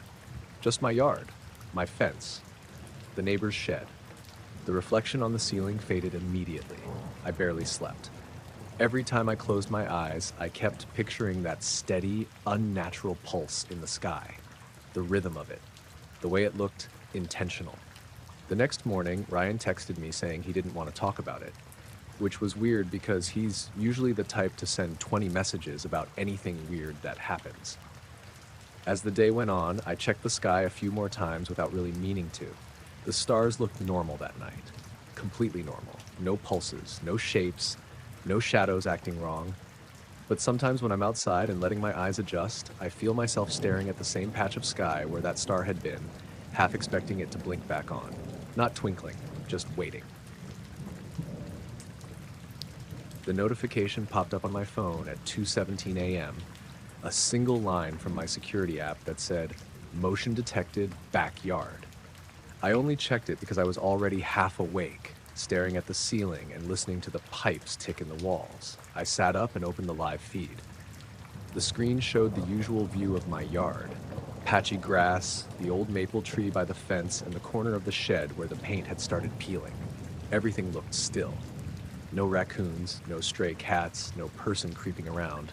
Just the faint glow from the neighbor's porch light bleeding in from the side. Then I scrubbed back a few seconds to see what triggered it. There was a soft flash. Not a bright burst, not like a camera strobe. More like the yard briefly filled with pale light, as if something had reflected off metal and bounced through the space. It lasted maybe half a second. The tree and fence glowed and then went normal again.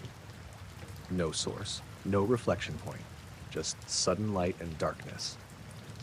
I noticed the timestamp jump from 2:16:22 to 2:17:22. Exactly 1 minute missing. I frowned at my screen, thumb hovering over the playback bar. The app had glitched before, but never like that. Usually it just stuttered or froze for a second. I rewound it again, slower this time. Same thing. Normal night, then the faint flash, then the time skipping ahead. I pushed the covers back and slipped out of bed, trying not to wake my dog, Miko, curled at the foot. My apartment was cold enough that the tile made my feet tense up when I stepped into the hallway. The backyard door was locked. I checked it anyway. Then I flicked on the porch light and peered through the glass. Nothing looked different. The grass was still wet from the earlier mist. The air outside hung heavy and cool, and the neighbor's wind chimes clinked weakly in the distance. I slid the door open a few inches. The night air rolled in, damp and quiet. No smell of smoke, no odd chemical scent, just the faint earthy smell of wet soil. I stepped out onto the concrete slab and stood there, listening. No insects, no distant traffic. Even the usual hum from the power lines near the road felt quieter than normal. I checked the yard with my phone's flashlight, sweeping it slowly across the fence line, the base of the tree, the side of the shed. The beam caught on nothing unusual. No flattened grass, no marks, no objects I didn't recognize. Still, that light bothered me. I went back inside and sat on the couch, staring at the camera feed again. It had returned to normal, timestamp advancing steadily. The yard looked boring and calm, like it had always been. Around 2:40, I noticed something else. The wind chimes stopped completely. Not slowed, just stopped. The leaves on the tree didn't twitch. The faint breeze I'd felt earlier was gone. The camera view showed the yard frozen like a still photo. Then the screen flickered, not fully. Just a thin horizontal band of distortion slid across the image and vanished. I leaned closer, eyes narrowing. "Come on," I muttered. Miko lifted her head and let out a low, uncertain huff. That wasn't normal for her. She stayed quiet unless someone knocked. I glanced toward the back door again, listening. There was a faint sound outside. Not footsteps. Not quite.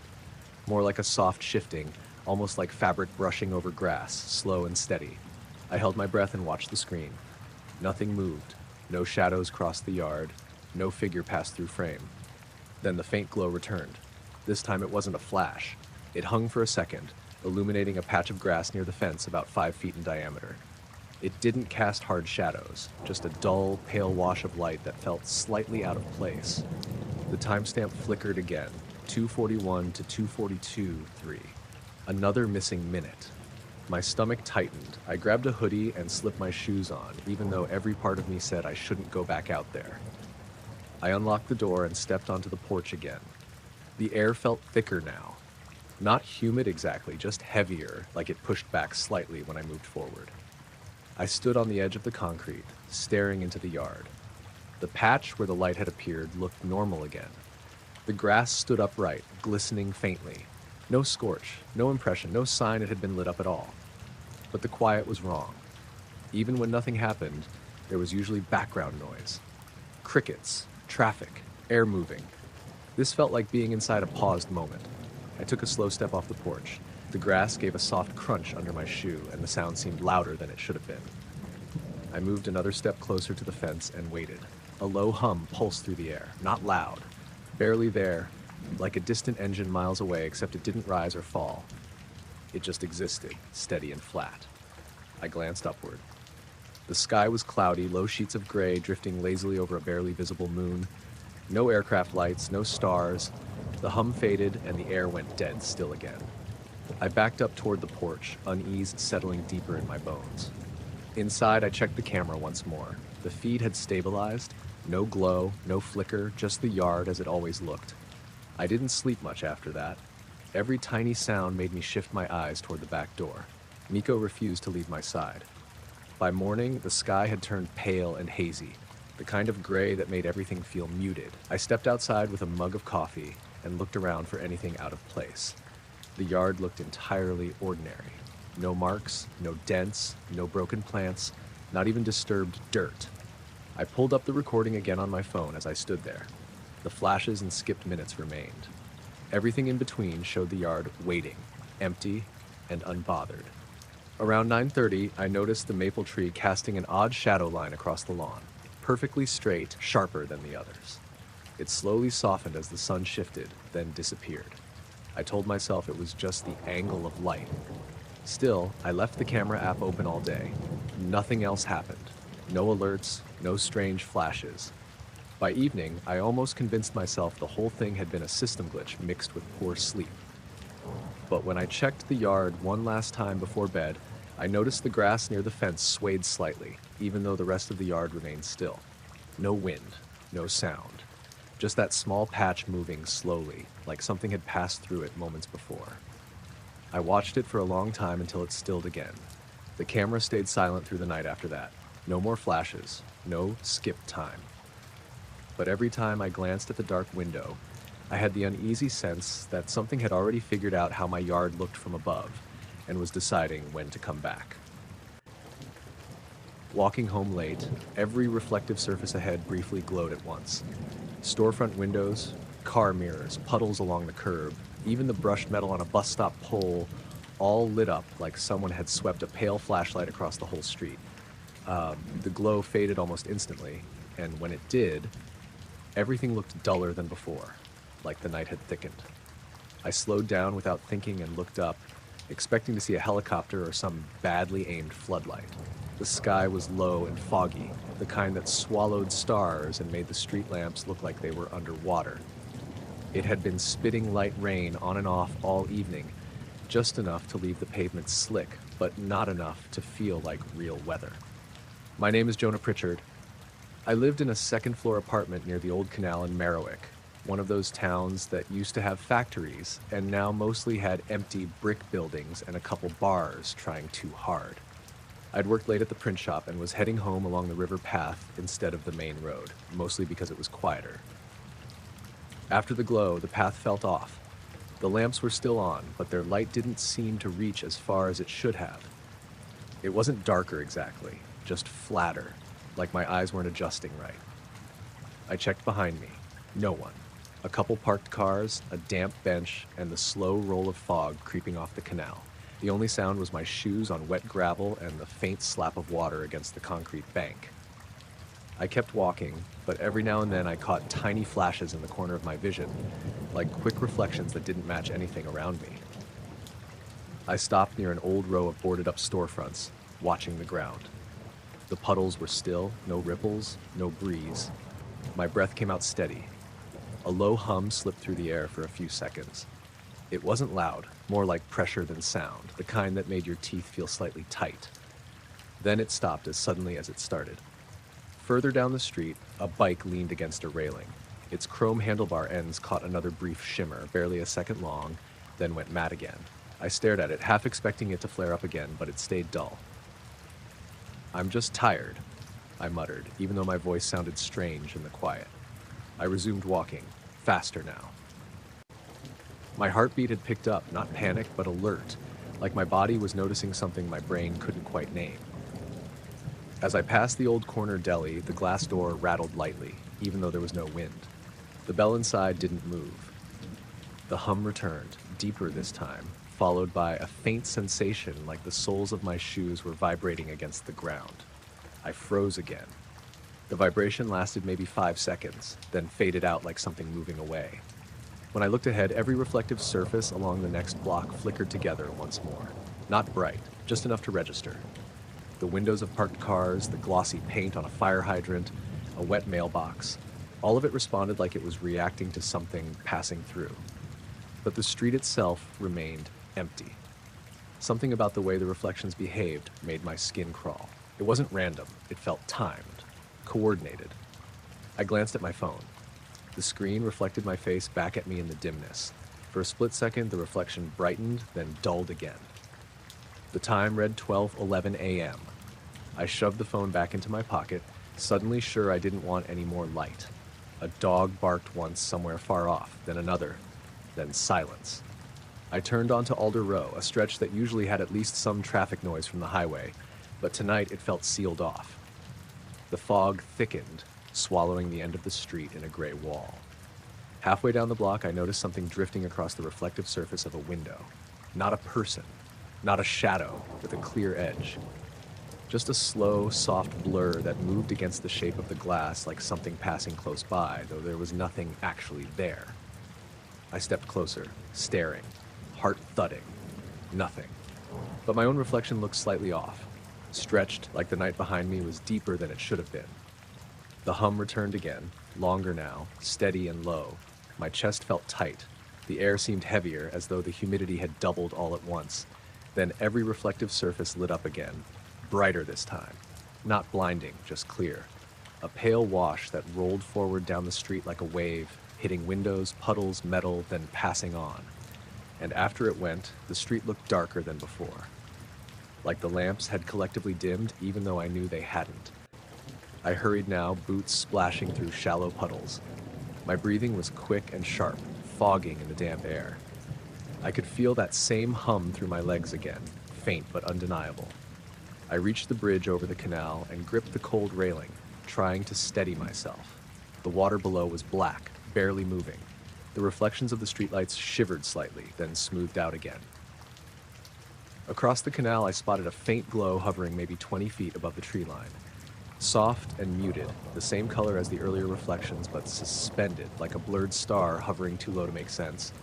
It drifted slowly to the right, perfectly level, making no sound at all. I stood there watching it, barely breathing. It didn't flash, didn't pulse. It just hovered, calm and deliberate, like it belonged. Then it slid further into the fog and disappeared. The hum stopped at the same moment. The air felt lighter after that, though my hands were still shaking. I forced myself to keep walking, every step feeling too loud. When I finally reached my apartment building, the entry lights looked normal again, casting their usual yellow circle. No strange reflections, no flickers, just boring concrete and tired brick. Inside, the hallway smelled faintly of old carpet and pine cleaner. The familiar creak of my floorboards felt grounding in a way I hadn't realized I needed. I locked the door behind me, checked it twice, and leaned my forehead against the wood for a second, letting my breathing slow. When I pulled the curtains aside, the window reflected my dim living room back at me. For a heartbeat, the glass shimmered faintly, like the afterimage of a light that wasn't there anymore. Then it settled into stillness. I stood there a while longer, waiting for another glow, another hum, anything to happen. Nothing did. The nights stayed quiet, but the feeling of the street being just slightly wrong never fully faded. The warm air hit me like I'd stepped into a different pocket of weather. It was just after sunset, that low, dull orange phase where everything loses its sharp edges, and I was cutting across the open field behind the Renshaw property to save time getting home. I'd done it 100 times before. It was an empty stretch of uneven grass, a few scattered weeds, and a line of bare trees at the far end that marked the creek. Quiet, predictable, safe enough. Except that evening, about halfway through, the temperature suddenly shifted. The rest of the field was cool, the usual early fall chill creeping up through the soles of my shoes. Then I stepped forward and felt warmth roll over my face and arms like I'd walked too close to a space heater. It wasn't wind. It wasn't sunlight. The sun was already almost gone. I stopped instinctively and looked down at the ground, half expecting something obvious like smoldering grass or some weird vent. Nothing. Just flat earth and faintly bent stems. I moved my foot forward another step, still warm. Behind me, cool air again. In front, warmer. The change was so precise it didn't feel natural. I lifted my eyes and followed the air upward. That's when I saw the shimmer. It hovered about 10 feet above the ground, barely visible unless you angled your head just right. A faint distortion like heat rippling off asphalt, but slower and more controlled. It pulsed gently, not flickering, not aggressive. Just pulsing, like a breath. "What is that?" I murmured, though the field swallowed the sound. My name's Eric Kallman, and I work delivery most days, so I spent a lot of time outside. I knew how the air moved. I knew how heat rose. This didn't behave like anything normal. The shimmer held its spot above the warm patch, its edges soft and undefined. No color, just slight warping of the air, enough to make the horizon behind it wobble faintly. I shifted my weight, unsure if stepping closer or farther made more sense. A faint smell hung in the air too. Not smoke, not grass. Something neutral and metallic, like cold pennies left in the sun. I took one slow step closer. The warmth deepened slightly, but the shimmer didn't change position. No sound came from it. No buzzing. No movement other than that steady pulse. I glanced around the field, half expecting someone else to be standing there staring at the same thing. No one. The town sat quiet behind me. A faint dog barked somewhere far off, then silence returned. The shimmer pulsed again. I couldn't explain why, but the longer I watched it, the more the sense of being noticed crept in, slow and cold beneath the warmth. Not watched by eyes, just acknowledged. I lifted my hand tentatively toward it. The air near my fingertips felt slightly heavier, like pushing into humidity too early in the day. I didn't touch anything. There was nothing to touch. But as I pulled my hand back, the shimmer briefly brightened, just a fraction, then softened again. My stomach tightened. "This isn't right," I whispered. The pulse slowed. The warmth around my legs and chest remained consistent and calm. Time felt stretched thin, like the moment had more space than it should. I took a cautious step backward. The warmth lingered for half a second, then faded as my foot left that patch of ground. The air surrounding me returned to cool and crisp like the rest of the evening. The shimmer remained suspended. I swallowed and stepped back again, exiting the warm zone fully. Now I stood just outside it, looking into that slightly distorted pocket of air. It kept pulsing. Not following treating, just existing. A breeze stirred through the field, bending the tall grass around it, but the shimmer didn't waver. The warm pocket didn't move. Everything else obeyed the wind, but that space felt immune. I stood there unsure how long, seconds or minutes blurring together. Then the shimmer began to thin. At first, it just softened, the distortion becoming less defined, like someone slowly lowering the opacity of it. The warmth weakened slightly. The pulse grew more subtle. The shimmer's edges faded slowly outward, the air returning to normal clarity piece by piece. The warm zone cooled at the same time. No sudden change, no drama, just a careful dissolving. Within a few moments, nothing remained. The field looked exactly the same as it had every other day of my life. Except now I knew something had briefly occupied that spot. I stood there longer, breathing steady but shallow, staring at the place where it had been, waiting for any sign it would return. Nothing did. The air felt identical everywhere now, cool and ordinary. I stepped forward tentatively into the spot. No warmth, no shimmer, just flattened grass and fading light. A breeze pushed through again, rustling weeds and brushing against my jacket, as if trying to remind me that the world still worked the way it always had. I started walking again, slower this time, glancing over my shoulder once every few steps. The field stayed empty. The trees stood still. The sky dimmed further into a hazy dusk. When I reached the far end near the gravel road, I stopped and looked back one last time. No distortion, no heat, just a quiet piece of land absorbing the last traces of daylight. I walked the rest of the way home in silence, the normal sounds of evening slowly returning around me. Crickets starting up, a distant TV through an open window, something like normal life. Inside my house, everything felt the same too. No lingering warmth on my skin, no odd smell, just quiet, worn comfort. Still, when I changed out of my jacket, I noticed my sleeves felt slightly warm near the cuffs, like they'd been near something heated a little too long. By full nightfall, that warmth had faded too. But the memory of that pulsing shimmer above the field stayed sharp, tucked behind my thoughts, weightless and unexplained, like it had only passed through for a moment and left before it needed to justify itself. The light didn't behave like anything I'd ever seen on that stretch of road. I was driving east on County Route 17, the road that cuts straight through miles of flat farmland just outside of Glenora. It was early evening, that soft, dusty hour right before the sun fully disappeared, and the sky had that washed-out orange look that made every field seem endless. The air felt warm, even with the windows cracked, and dry wind carried the faint smell of cut hay across the asphalt. I'd taken that road 1,000 times. I knew every curve, every broken reflector, every stretch where the corn leaned too close to the shoulder. There wasn't supposed to be anything new out there. No buildings, no streetlights, no reason for anything to glow. That's why the steady light hovering above the crops made no sense. At first, I thought it might be a distant tractor or some farmer using a lantern. But as I got closer, I realized it wasn't attached to anything. No poles, no vehicle. Just a pale white glow floating maybe 4 or 5 feet above the corn rows, moving slowly alongside the field as if pacing my car. It didn't flicker. It didn't sway. It didn't cast any visible beam onto the plants below it. It just existed. My name's Jared Malon, and I'd spent most of my life around rural roads and quiet nights. I knew what headlights looked like from weird angles. I knew reflections. I knew fog tricks. This wasn't any of that. I slowed down without meaning to, eyes fixed on the strange light. It glided smoothly sideways, parallel to the road, completely silent. No buzzing, no mechanical sound, no hum.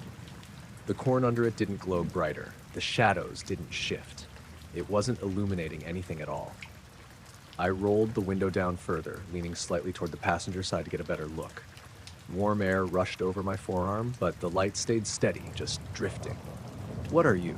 I said under my breath. The radio played faint through the speakers, some talk show I barely paid attention to, but the moment felt isolated, like the rest of the world had lowered its volume. A pickup truck passed in the opposite direction, headlights washing across my windshield. For a second, the light disappeared behind that glare. Then it came back, still floating, still moving, perfectly calm. My chest tightened with a quiet kind of unease that didn't spike into panic, but made me painfully aware that something wasn't right. I tapped my brake and slowed further, matching its pace.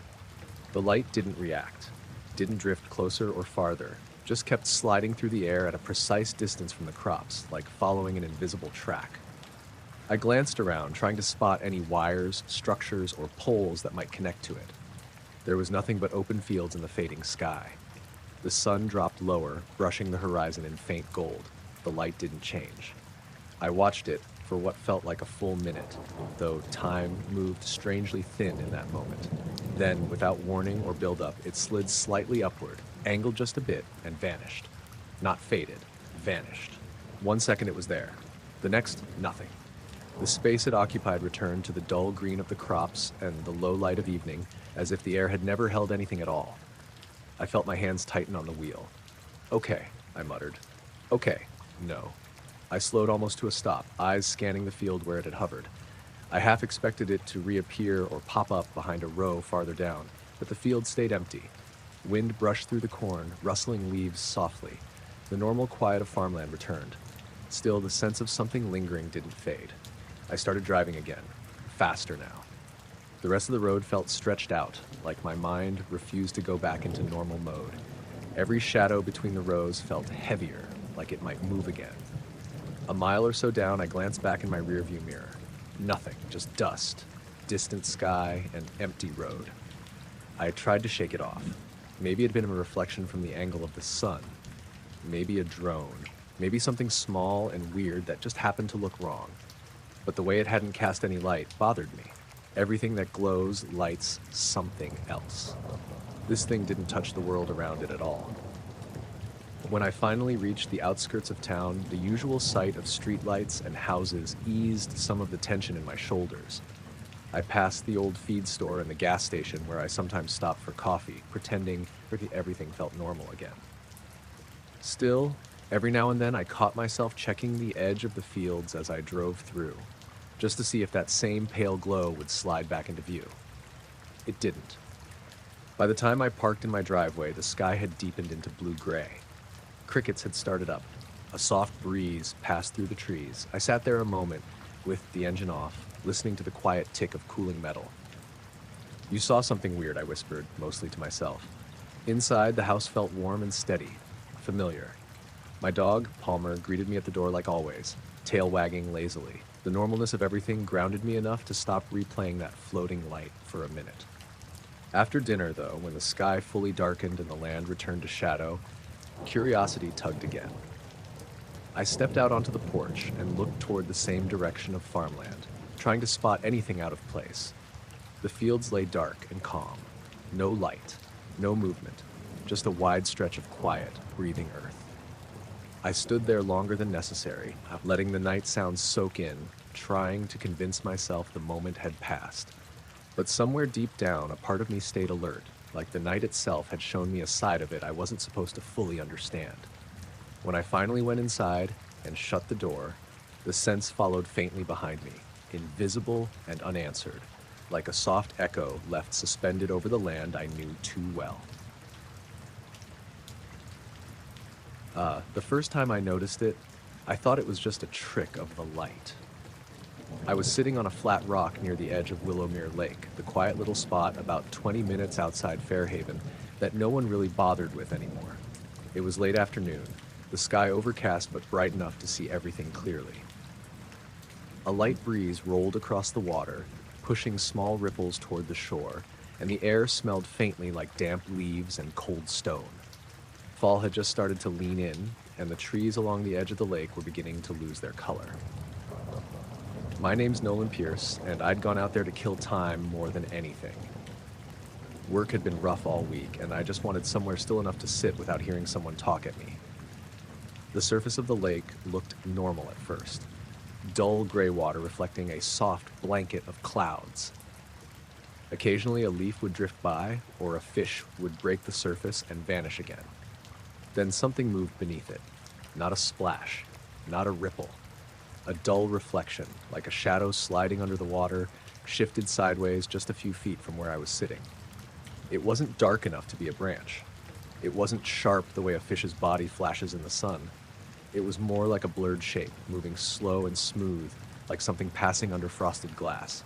I leaned forward slightly, narrowing my eyes. The shape faded almost immediately, melting back into the flat gray of the lake before I could fully focus on what it had been.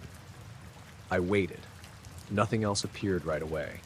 I told myself it had probably been a cloud reflection changing with the ripple pattern, something natural, something forgettable. But my eyes stayed fixed on the same patch of water. A minute passed, then two. Just when I'd started relaxing again, it came back. The reflection slid through the water again, this time a little farther out, moving horizontally, steady and calm. No splashing, no disturbance, just a shifting tone beneath the surface, like something passing between layers. My stomach tightened. "What is that?" I murmured, leaning closer to the edge. The dull shape wavered and disappeared once more. The water flattened out again, returning to its normal muted sheen. I stayed perfectly still, barely blinking, waiting for it to come back. The lake felt suddenly bigger, deeper. A faint sound of leaves crunching behind me made my shoulders tense, but when I glanced back, no one was there. Just the dirt path winding through the trees, empty and quiet. I looked back to the water. Still nothing. The breeze shifted slightly, brushing cold air across my skin. The surface of the lake rippled softly, reflecting the gray sky without disturbance. Just as I started to feel ridiculous for getting worked up over nothing, a longer stretch of shadow appeared beneath the surface, darker than before, passing slowly from left to right. It moved too evenly to be drifting debris, too smoothly to be a fish. It looked deliberate. I sat frozen, watching it glide under the water like something pacing just beneath where I could see. It didn't break the surface, it didn't form waves. It just passed, and then softly dissolved like the earlier ones. My heartbeat picked up, slow and loud in my ears. I crouched down closer, careful not to slip on the rock, scanning for any visible source. The bottom of the lake wasn't visible that close to shore. It just darkened quickly into murky depth. A chill crept up my arms. The air went strangely still, like even the wind had paused. Then another ripple began, but not from the surface. It felt like motion underneath, like a silent displacement, like a heavy presence shifting position. The dull reflection turned up one more time, closer now, around 15 feet out. It lingered slightly longer than before, then faded away into nothing. I exhaled slowly. "Okay, I'm done," I muttered. I picked up my bag and started backing away from the shoreline, eyes still locked on the water. Every step felt heavier than usual, like the ground had become less reliable. Behind me, the forest remained quiet. No bird calls, no insects, just the faint hum of the water brushing gently against rock. I turned once more, just to be sure I hadn't imagined it. The lake's surface looked calm and unremarkable. Then the water dimmed slightly in one narrow stretch, a faint path of shade that slid beneath the reflection of the clouds. It faded before I could pinpoint its shape. My chest tightened again. I stepped back farther until my boots hit dry dirt. Nothing else appeared. Still, I stayed there longer than I should have, staring at the same open water as if trying to catch whatever moved beneath it again. Eventually, the normal sounds of the place returned. Leaves shifting, a distant crow calling out, a faint rumble of a car far down the road. The tension eased just slightly. I finally turned away and walked back along the trail toward the parking area, but something about that lake didn't feel the same anymore. Halfway up the path, I heard a soft splash behind me. Not a big one, just a light disturbance. I froze, heart thudding again. The trees stayed still, no new movement. I turned slowly. The water surface now lay smooth and innocent again, no sign of whatever had slipped beneath it. I stared for a long moment, waiting for more. Nothing came. The trust I'd had in that quiet little lake felt cracked in a way I couldn't explain. The drive home passed uneventfully, but I kept picturing the way that dull reflection had moved, like something navigating a deeper world I had no access to. That night, when I lay in bed, I kept thinking of that slow glide under the surface, the way it never fully revealed itself and never stirred the water above it. Even now, when I pass by lakes and ponds, I catch myself watching just a little longer than before, waiting for that muted shadow to reappear, slipping silently beneath the surface and away before reality has time to understand it. A muffled thump hit the roof hard enough that the light fixture over my kitchen sink rattled. I froze mid-step, one hand still gripping my phone, listening for whatever came next. The house went back to its usual low hum.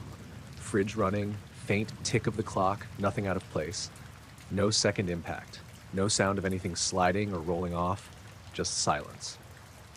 It was a little after midnight, and the storm clouds that had been hanging around all evening finally cleared enough to show a few dim stars. I'd stepped into the kitchen to grab water before bed when the sound came from directly above, near the back edge of the roof. My name's Caleb Rivas. I lived alone in a small rental on the outskirts of Maple Glen, a quiet wooded neighborhood with narrow streets and spaced out houses. Nothing dramatic ever happened there. The loudest thing most nights was a dog barking 2 streets over. Another few seconds passed, and the silence started to feel wrong. I set the phone down and walked to the back door, peering through the glass into the yard. The porch light cast a soft circle over the grass and the old oak near the fence line. Everything appeared normal. Still, the uneasy weight in my chest didn't lift. So I slipped on my sneakers and stepped outside. The air felt cool and dry, that kind of crisp night air that settles in after rain. No wind, no insects buzzing, no rustling branches. My yard looked exactly as it always did. Then I looked up. A pale glow hung faintly above the roofline, just past the edge of the shingles. Dim, almost ghostly, but definitely there. It wasn't bright enough to flood the area, just enough to be noticeable against the dark sky. It hovered completely still for a second. Then it drifted upward. Not like something thrown. Not fast like a drone or helicopter, just a slow, deliberate glide, rising higher as if pulled gently by something beyond sight. I walked a few more steps into the yard without thinking, eyes locked on it. The glow tightened slightly, becoming more concentrated, then slipped further into the sky. As it climbed, the light grew fainter, almost blending with the gray-black clouds until it vanished completely. The night fell quiet again. No sound of engines, no rush of air, nothing. I stood there for another minute, waiting for some rational explanation to reveal itself, but it didn't. Finally, I muttered, "What the hell was that?" to nobody and headed back inside. I checked the roof from the upstairs window after, expecting maybe a fallen branch or loose shingle, but everything looked intact. No debris, no marks, no sign of anything landing or sliding. I went to bed with the feeling brushing lightly at the back of my mind, like someone standing just out of view. Sleep didn't come easily. Around 3 in the morning, I woke to a faint vibration, subtle enough that I almost dismissed it as part of a dream. The glass of water on my nightstand shivered slightly, ripples barely forming on the surface. The vibration faded after a few seconds. I lay there staring at the ceiling, listening. Nothing followed. The next day, everything seemed normal again. Sunlight filled the yard, birds chirped, the neighborhood carried on quietly. I told myself it had probably been a raccoon or something heavy bumping against the house, but even that didn't fit right. Raccoons didn't float away, glowing. That evening, while taking out the trash, my neighbor Marissa from across the street waved at me. "You hear that weird noise last night?" she asked casually. I hesitated. "Yeah, something hit my roof." She nodded slowly. "Same. Thought a branch fell or something, but I couldn't see anything. Woke me up." I didn't tell her about the glow. Instead, I just said, "Probably just wind or something weird." She shrugged and went back inside. But later that night, as I stood at my bedroom window, I kept glancing toward the stretch of sky above my roof. Nothing happened for a while. Then around 11, there it was again. A faint smear of light appearing low above the tree line behind the house. It didn't move at first. Just hovered there, pulsing so softly, I almost missed it. The air inside my room felt thick, and the usual nighttime sounds seemed muted. I cracked the window open slightly. A cool breeze slipped in, but the outside atmosphere felt strangely still, almost heavy. The glow slowly shifted sideways, careful and smooth, like it was following something invisible. As it moved, a low hum barely whispered through the air, not loud enough to be a sound so much as a sensation. My skin prickled. The light paused, then rose, gliding back toward where it had disappeared before. No speed, no urgency, just a calm drift skyward. I watched it the entire time until it vanished into the dark. The hum faded again, leaving only the night. I stood by that window long after, heart still pressing oddly against my chest, trying to understand what I kept seeing. Over the next few days, things continued subtly wrong. The porch light flickered once and went out, only lasting a few seconds before turning back on. My phone occasionally lost signal in the yard and regained it instantly without explanation. The air sometimes felt heavier near the back of the house, especially close to the oak tree. A few more nights passed, then, one evening, just after 10, another muffled impact hit the roof. Softer this time, but still noticeable. I was ready for it now. I stepped outside again. This time the faint glow didn't hesitate. It hovered a few feet above the roofline, slowly moving in a lazy arc, as if observing something below. The air around it looked slightly distorted, rippling the same way heat warps distant pavement. I took 2 slow steps forward, careful. The hum returned, gentle, steady, not threatening, but deeply unsettling. The glow lifted higher, then drifted away into the dark sky once more, leaving nothing behind except the quiet. No marks, no damage, no proof. I survived every encounter, but the sense of being seen lingered long after the glow vanished. And even now, every night, when the yard falls silent and the wind goes still, I catch myself staring up toward the roofline, waiting for that soft light to return for reasons I still don't understand. A soft glow pressed through the edges of my curtains, thin and pale, like someone had parked a car right outside and left the high beams on. I squinted at it, still half in that heavy, fuzzy sleep where everything feels slow. I checked my phone on the nightstand. It read 2:18 a.m., no notifications, no missed calls, just the time and the dull blue screen. The glow didn't pulse or move. It just stayed there, seeping in around the fabric in a way that felt wrong somehow. Too even, too quiet. I rolled onto my back and listened. No engines, no footsteps, no voices outside, just the low hum of my fridge through the wall and the faint ticking of the old heater. After a few seconds, curiosity won out over comfort. I pushed myself up and crept over to the window, bare feet cold against the floorboards. I slid the curtain aside slowly, expecting to see a car or maybe some weirdo shining a flashlight around the yard. Instead, I saw the pale glow lifting upward. It rose straight up past the top of the window frame, soundless, smooth, like a dim orb or dome drifting into the dark. No flicker, no trail. Just a quiet retreat into the cloudy sky until the night swallowed it. The backyard looked normal again. My fence, the patch of overgrown grass, the crooked old bird bath. No source for the light anywhere.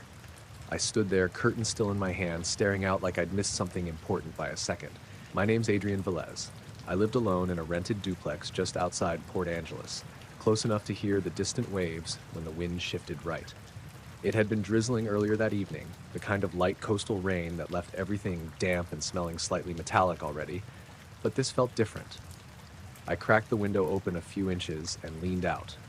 Cold air rolled in, salty and wet. No fresh light, no noise. Just darkness and the soft murmur of far-off surf. I waited. Nothing else happened. Eventually, I shut the window and pulled the curtains closed. I stood there a while longer, listening for an engine start or footsteps on wet gravel, but the night stayed still. Back in bed, sleep didn't come easy. Every tiny sound made my eyes snap open. The old floor creaking in the hallway, the pipes shifting as the heater kicked on and off. I kept glancing back at the curtains, half expecting that glow to seep through again. It didn't. When I finally drifted off, it was shallow and restless. The next morning was gray and foggy, the kind of fog that smeared the outline of everything and made distance hard to judge. I convinced myself maybe I'd imagined the whole thing. Half dream, half reflection of passing headlights. That happens sometimes. But when I stepped out onto the back porch to take the trash out, I noticed the grass right beneath my bedroom window looked flattened in a neat circular patch. Not trampled, exactly, just gently bent, like something had pressed down evenly and then lifted away. I crouched, running my fingers over the damp blades. No footprints, no tire tracks, just that smooth, shallow depression in the grass. I shook it off and went about my day. By afternoon, I was back at my job on the docks, unloading shipments with my coworker Mateo, trying not to think about it. But all day I caught myself glancing up at the low clouds, scanning for anything out of place. Nothing appeared. That evening, I mentioned it casually to my neighbor Denise while we both checked our mail. "You ever see weird lights around here at night?" I asked, trying to sound normal. She laughed softly. "Only the usual drunk tourists and their flashlights." "Why?" "Just thought I saw something last night. Probably a reflection." She shrugged and shuffled back inside, not concerned at all. The next few nights passed quietly, enough to lull me even more into thinking it had been a fluke. But then, 3 days later, it happened again. This time, I wasn't asleep. I'd been lying on the couch watching a rerun with the volume low when the living room slowly filled with that same pale light. It crept across the carpet and up the walls like fog made of glow. I muted the TV and sat up straight. The glow wasn't harsh. It wasn't warm either, just steady and dim enough to notice. I approached the sliding glass door that looked out to the backyard. Outside, floating just above the fence line, a rounded haze of light hung completely still. No shape I could clearly define, but not just mist either. It held its form in an unnatural way, like it had edges that my eyes refused to focus on. My throat tightened. I stood there frozen, hand hovering over the door handle, unsure whether opening it was the worst decision or the only way to prove I wasn't losing it. The glow slid sideways, slow and deliberate, tracing along the top of the fence before drifting upward again into the fog, dissolving without a sound. The backyard returned to darkness. I looked at my phone again. 11:36 p.m. This time, the signal bars flickered and dropped to 0 before settling back. A chill crept along my arms. The air felt heavier for a moment, pressed flat and still. Even the distant ocean noise seemed to fade. I didn't open the door, I just stood there until my legs started shaking. That night, I double-checked every lock, every latch, every window. When I finally crawled into bed, I left the curtains slightly open, eyes fixed on the glass, replaying that silent upward drift over and over. Sometime after midnight, I heard a faint vibration through the floor, almost like a large truck passing, except there was no rumble to go with it. Just enough motion to make the water in the bedside glass ripple slightly. Then it stopped. No glow this time, no light, just subtle silence again. I stayed awake for hours, staring, listening, trying to piece together what kind of normal thing could cause all of this. Morning came slow and colorless. The fog clung to the edges of everything. I stepped outside again and noticed the same subtle flattening in the grass, extended farther this time, wider, almost like an impression from something round, but too light to leave actual marks. I felt embarrassed even thinking of it, but I still took a photo on my phone. When I checked the image later, the patch looked less defined than I remembered, just slightly darker grass. The following night, I didn't see the glow, but I smelled it instead. That cold metallic scent drifted faintly through my bedroom, sharp and clean, nothing like damp soil or ocean air. It lingered for a minute, then vanished as if someone had shut a door on it. I sat up, heart hammering, listening for movement outside. Nothing came. By the end of the week, I started wondering if the house itself felt different, like some part of my space was being observed quietly, without urgency, just a presence that arrived, hovered, and left. Then one night, it returned for the last time. I lay in bed with my eyes half closed when the pale glow pushed through the edges of my curtains again. Soft, steady, familiar in a way that made my pulse race. I slid the curtains open. The light hovered higher this time, just beyond the roofline, casting a faint sheen over the wet shingles and fence. Then slowly it lifted, as if responding to nothing but its own quiet timing, and drifted into the cloud cover above. The sky sealed behind it. The street stayed empty. No voices, no engines, just the distant hush of the ocean and the soft creak of my old house settling. I closed the curtains and stood there a long time, letting my eyes adjust back to darkness, trying to make any kind of sense of it all. Nothing else happened after that. No more pressing glow, no humming, no strange patches in the yard. But some nights, when the fog hung low and the curtains stirred slightly in the breeze, I still found myself staring at the window, waiting for that soft, shapeless light to quietly slide upward again.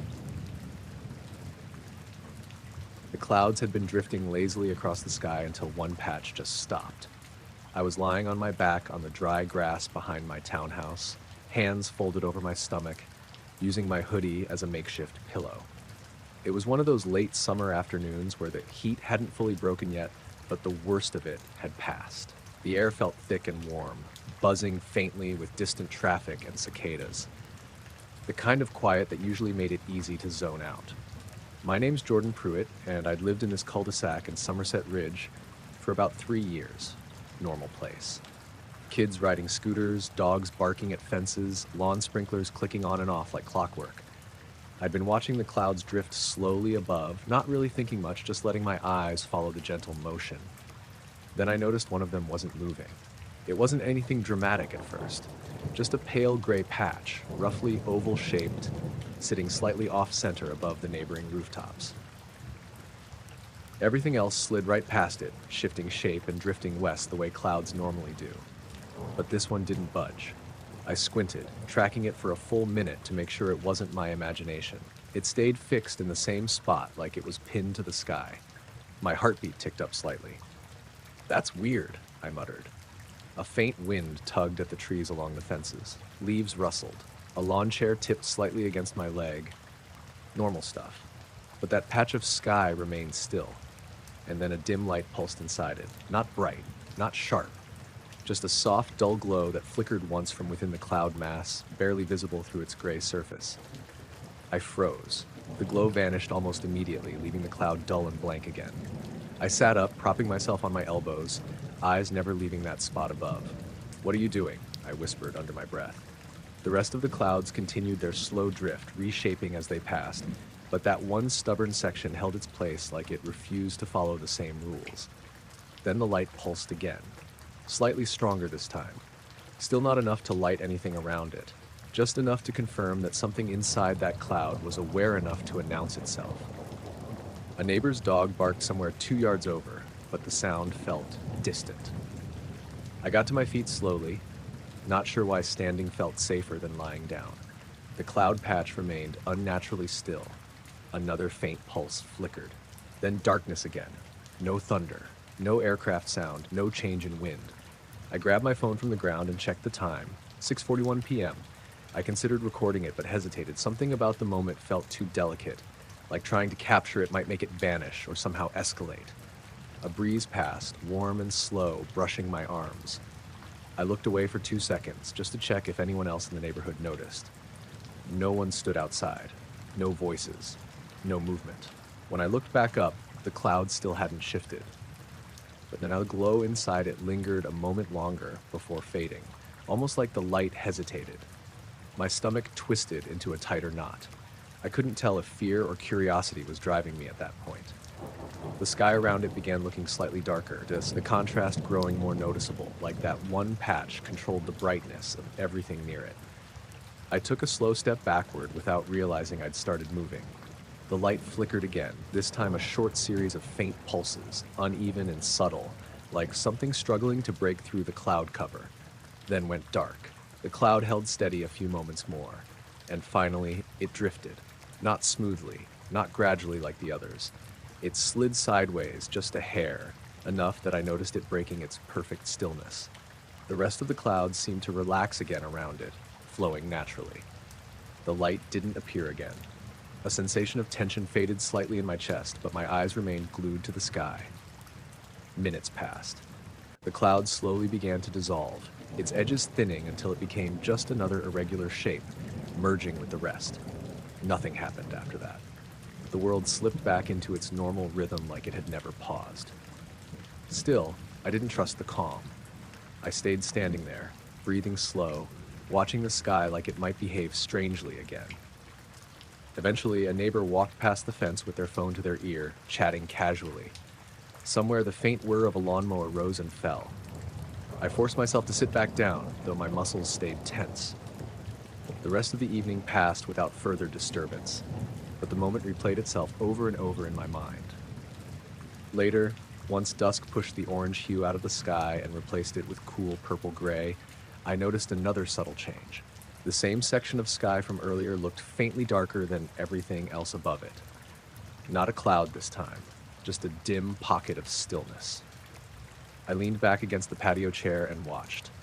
It stayed motionless for almost 5 minutes. Then, for the briefest moment, a weak light flared inside it again. No flash, just presence. Then darkness reclaimed it. I didn't move, didn't speak. I just watched the sky and let the unease simmer in silence. It never returned that night.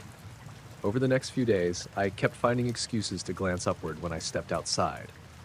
Most of the time, everything looked normal. But sometimes, in passing, my eyes would linger at that same section of sky just a second too long, waiting for something that might never come again. Nothing like it ever repeated exactly. The clouds flowed like clouds should. The wind felt normal. But every now and then, when the light hit just right and the sky looked a little too calm, I felt that same small prickle of awareness crawling up my spine, like the sky itself had briefly woken up, and then pretended nothing had happened. The feeling hit first, like someone had stepped too close behind me without making a sound. I didn't hear anything, but I knew, in a way that made no sense, that something was up there, above the trees. I slowed down and tilted my head back. For a split second, I saw a tiny point of light hanging in the clouds. Then it slid behind a thicker patch and disappeared. I stood on the Crescent Ridge Trail just outside Taos, halfway between the lower switchbacks and the narrow overlook. The sun had already dropped behind the mountains, leaving that gray-blue light that makes everything feel flat and quiet. The air smelled damp from earlier rain, and the dirt had just enough moisture to make my boots crunch but not stick. I hadn't planned on staying out this late. I'd told my sister Maribel I'd be back before dark, but the hike had taken longer than I thought. I figured one more stretch before heading back wouldn't hurt. Still, that tiny light had pulled my attention straight up, even though there was no reason for it. I waited, staring at the clouds, expecting it to reappear. Nothing did. The sky just looked heavy and low, like it was about to sink into the tops of the pines. I shook it off and started walking again. A few steps in, I realized the wind had stopped completely. Not faded, just gone. The branches above me froze mid-sway, and the usual night critter sounds dropped away. No bugs, no distant birds, no rustling. I checked my phone. Signal was gone, which wasn't unusual up here, but the screen brightness dimmed on its own, then brightened again. I adjusted it back, slightly annoyed, and kept moving. Another strange thing. The trail markers I recognized looked a little off, turned sideways like someone had nudged them just enough to look wrong. I stopped beside one and corrected it, then noticed the one further up the path pointing the same slightly crooked angle. A dull hum started, so faint I almost thought it was my breathing. I paused and listened. It didn't come from any direction. It just filled the space around me for a few seconds, then softened until I could barely tell if I'd imagined it. I took a few more steps and felt the pressure again, that sense of being watched from above. I glanced up fast this time. Another tiny light slid between two cloud layers and vanished like it had passed behind a curtain. My stomach tightened. I told myself it was probably a satellite or some plane reflecting light wrong, but the way it moved didn't feel natural. It hadn't blinked. It had just glided. I checked behind me. The trail was empty. The forest leaned quietly inward. No voices, no footsteps. Just my own breathing and the soft scrape of boots on damp ground. When I looked back down, I noticed something that really didn't sit right. Next to my left boot print was another one, slightly shallower, same size, same pattern, but I hadn't walked side by side with anyone. I crouched to look closer. The second print stopped about 2 feet ahead, then picked up again a few steps later. I straightened slowly and scanned the trees. Still nothing. The silence around me felt thicker than before, like it pressed against my ears. I started moving again, picking up my pace this time. My phone vibrated with a delayed message from Eli, a coworker asking if I'd be in tomorrow. The timestamp said it came through 9 minutes earlier, even though I was certain the phone hadn't buzzed before now. The hum returned, a little stronger but still soft. It made the ground feel faintly alive under my feet. I stopped, swallowing hard, and looked up just as that pinpoint light reappeared, sliding across the sky and tucking itself behind another cloud layer. The wind still hadn't come back. The air smelled metallic now, sharp and dry, like right before a storm that never comes. I muttered, "All right," mostly to hear my own voice. It sounded small and thin. My words didn't travel far at all. I turned around and headed downhill. The light stayed above, reappearing every now and then, never getting closer but never vanishing fully either. Each time I noticed it, that tight certainty returned, like it was tracking the path I moved along. Halfway down the trail, my headlamp flickered and briefly went dim. I tapped it and it steadied again, but I could feel my heart thudding harder now. The forest seemed unfamiliar, even though I'd walked this route dozens of times. I checked my watch. It said 8:42. I felt like I couldn't have been hiking that long, but the sky suggested otherwise. 5 minutes later, I checked again. It read 8:53. I reached a clearing where the trees opened into a small stretch of rock and low brush. The clouds above moved slowly again, but the air below stayed dead still. The tiny light hovered once more, brighter than before, then slipped away behind the cloud mass like it had never been there. The hum dropped out completely. The silence that followed felt wrong, too smooth, like the world had been muted. I didn't wait around after that. I kept moving, faster now, not running but steady. The trail finally widened, and I could see the faint glow of parked cars down near the base. Real light. Normal light. As I made my way down the final slope, the wind returned in small gusts, carrying the normal mountain smells with it. Leaves rustled, and somewhere a bird chirped once. It all felt like someone had flipped a switch back on. When I reached my car, I stood there for a moment, breathing out slowly, waiting for that strange pressure to return. It didn't.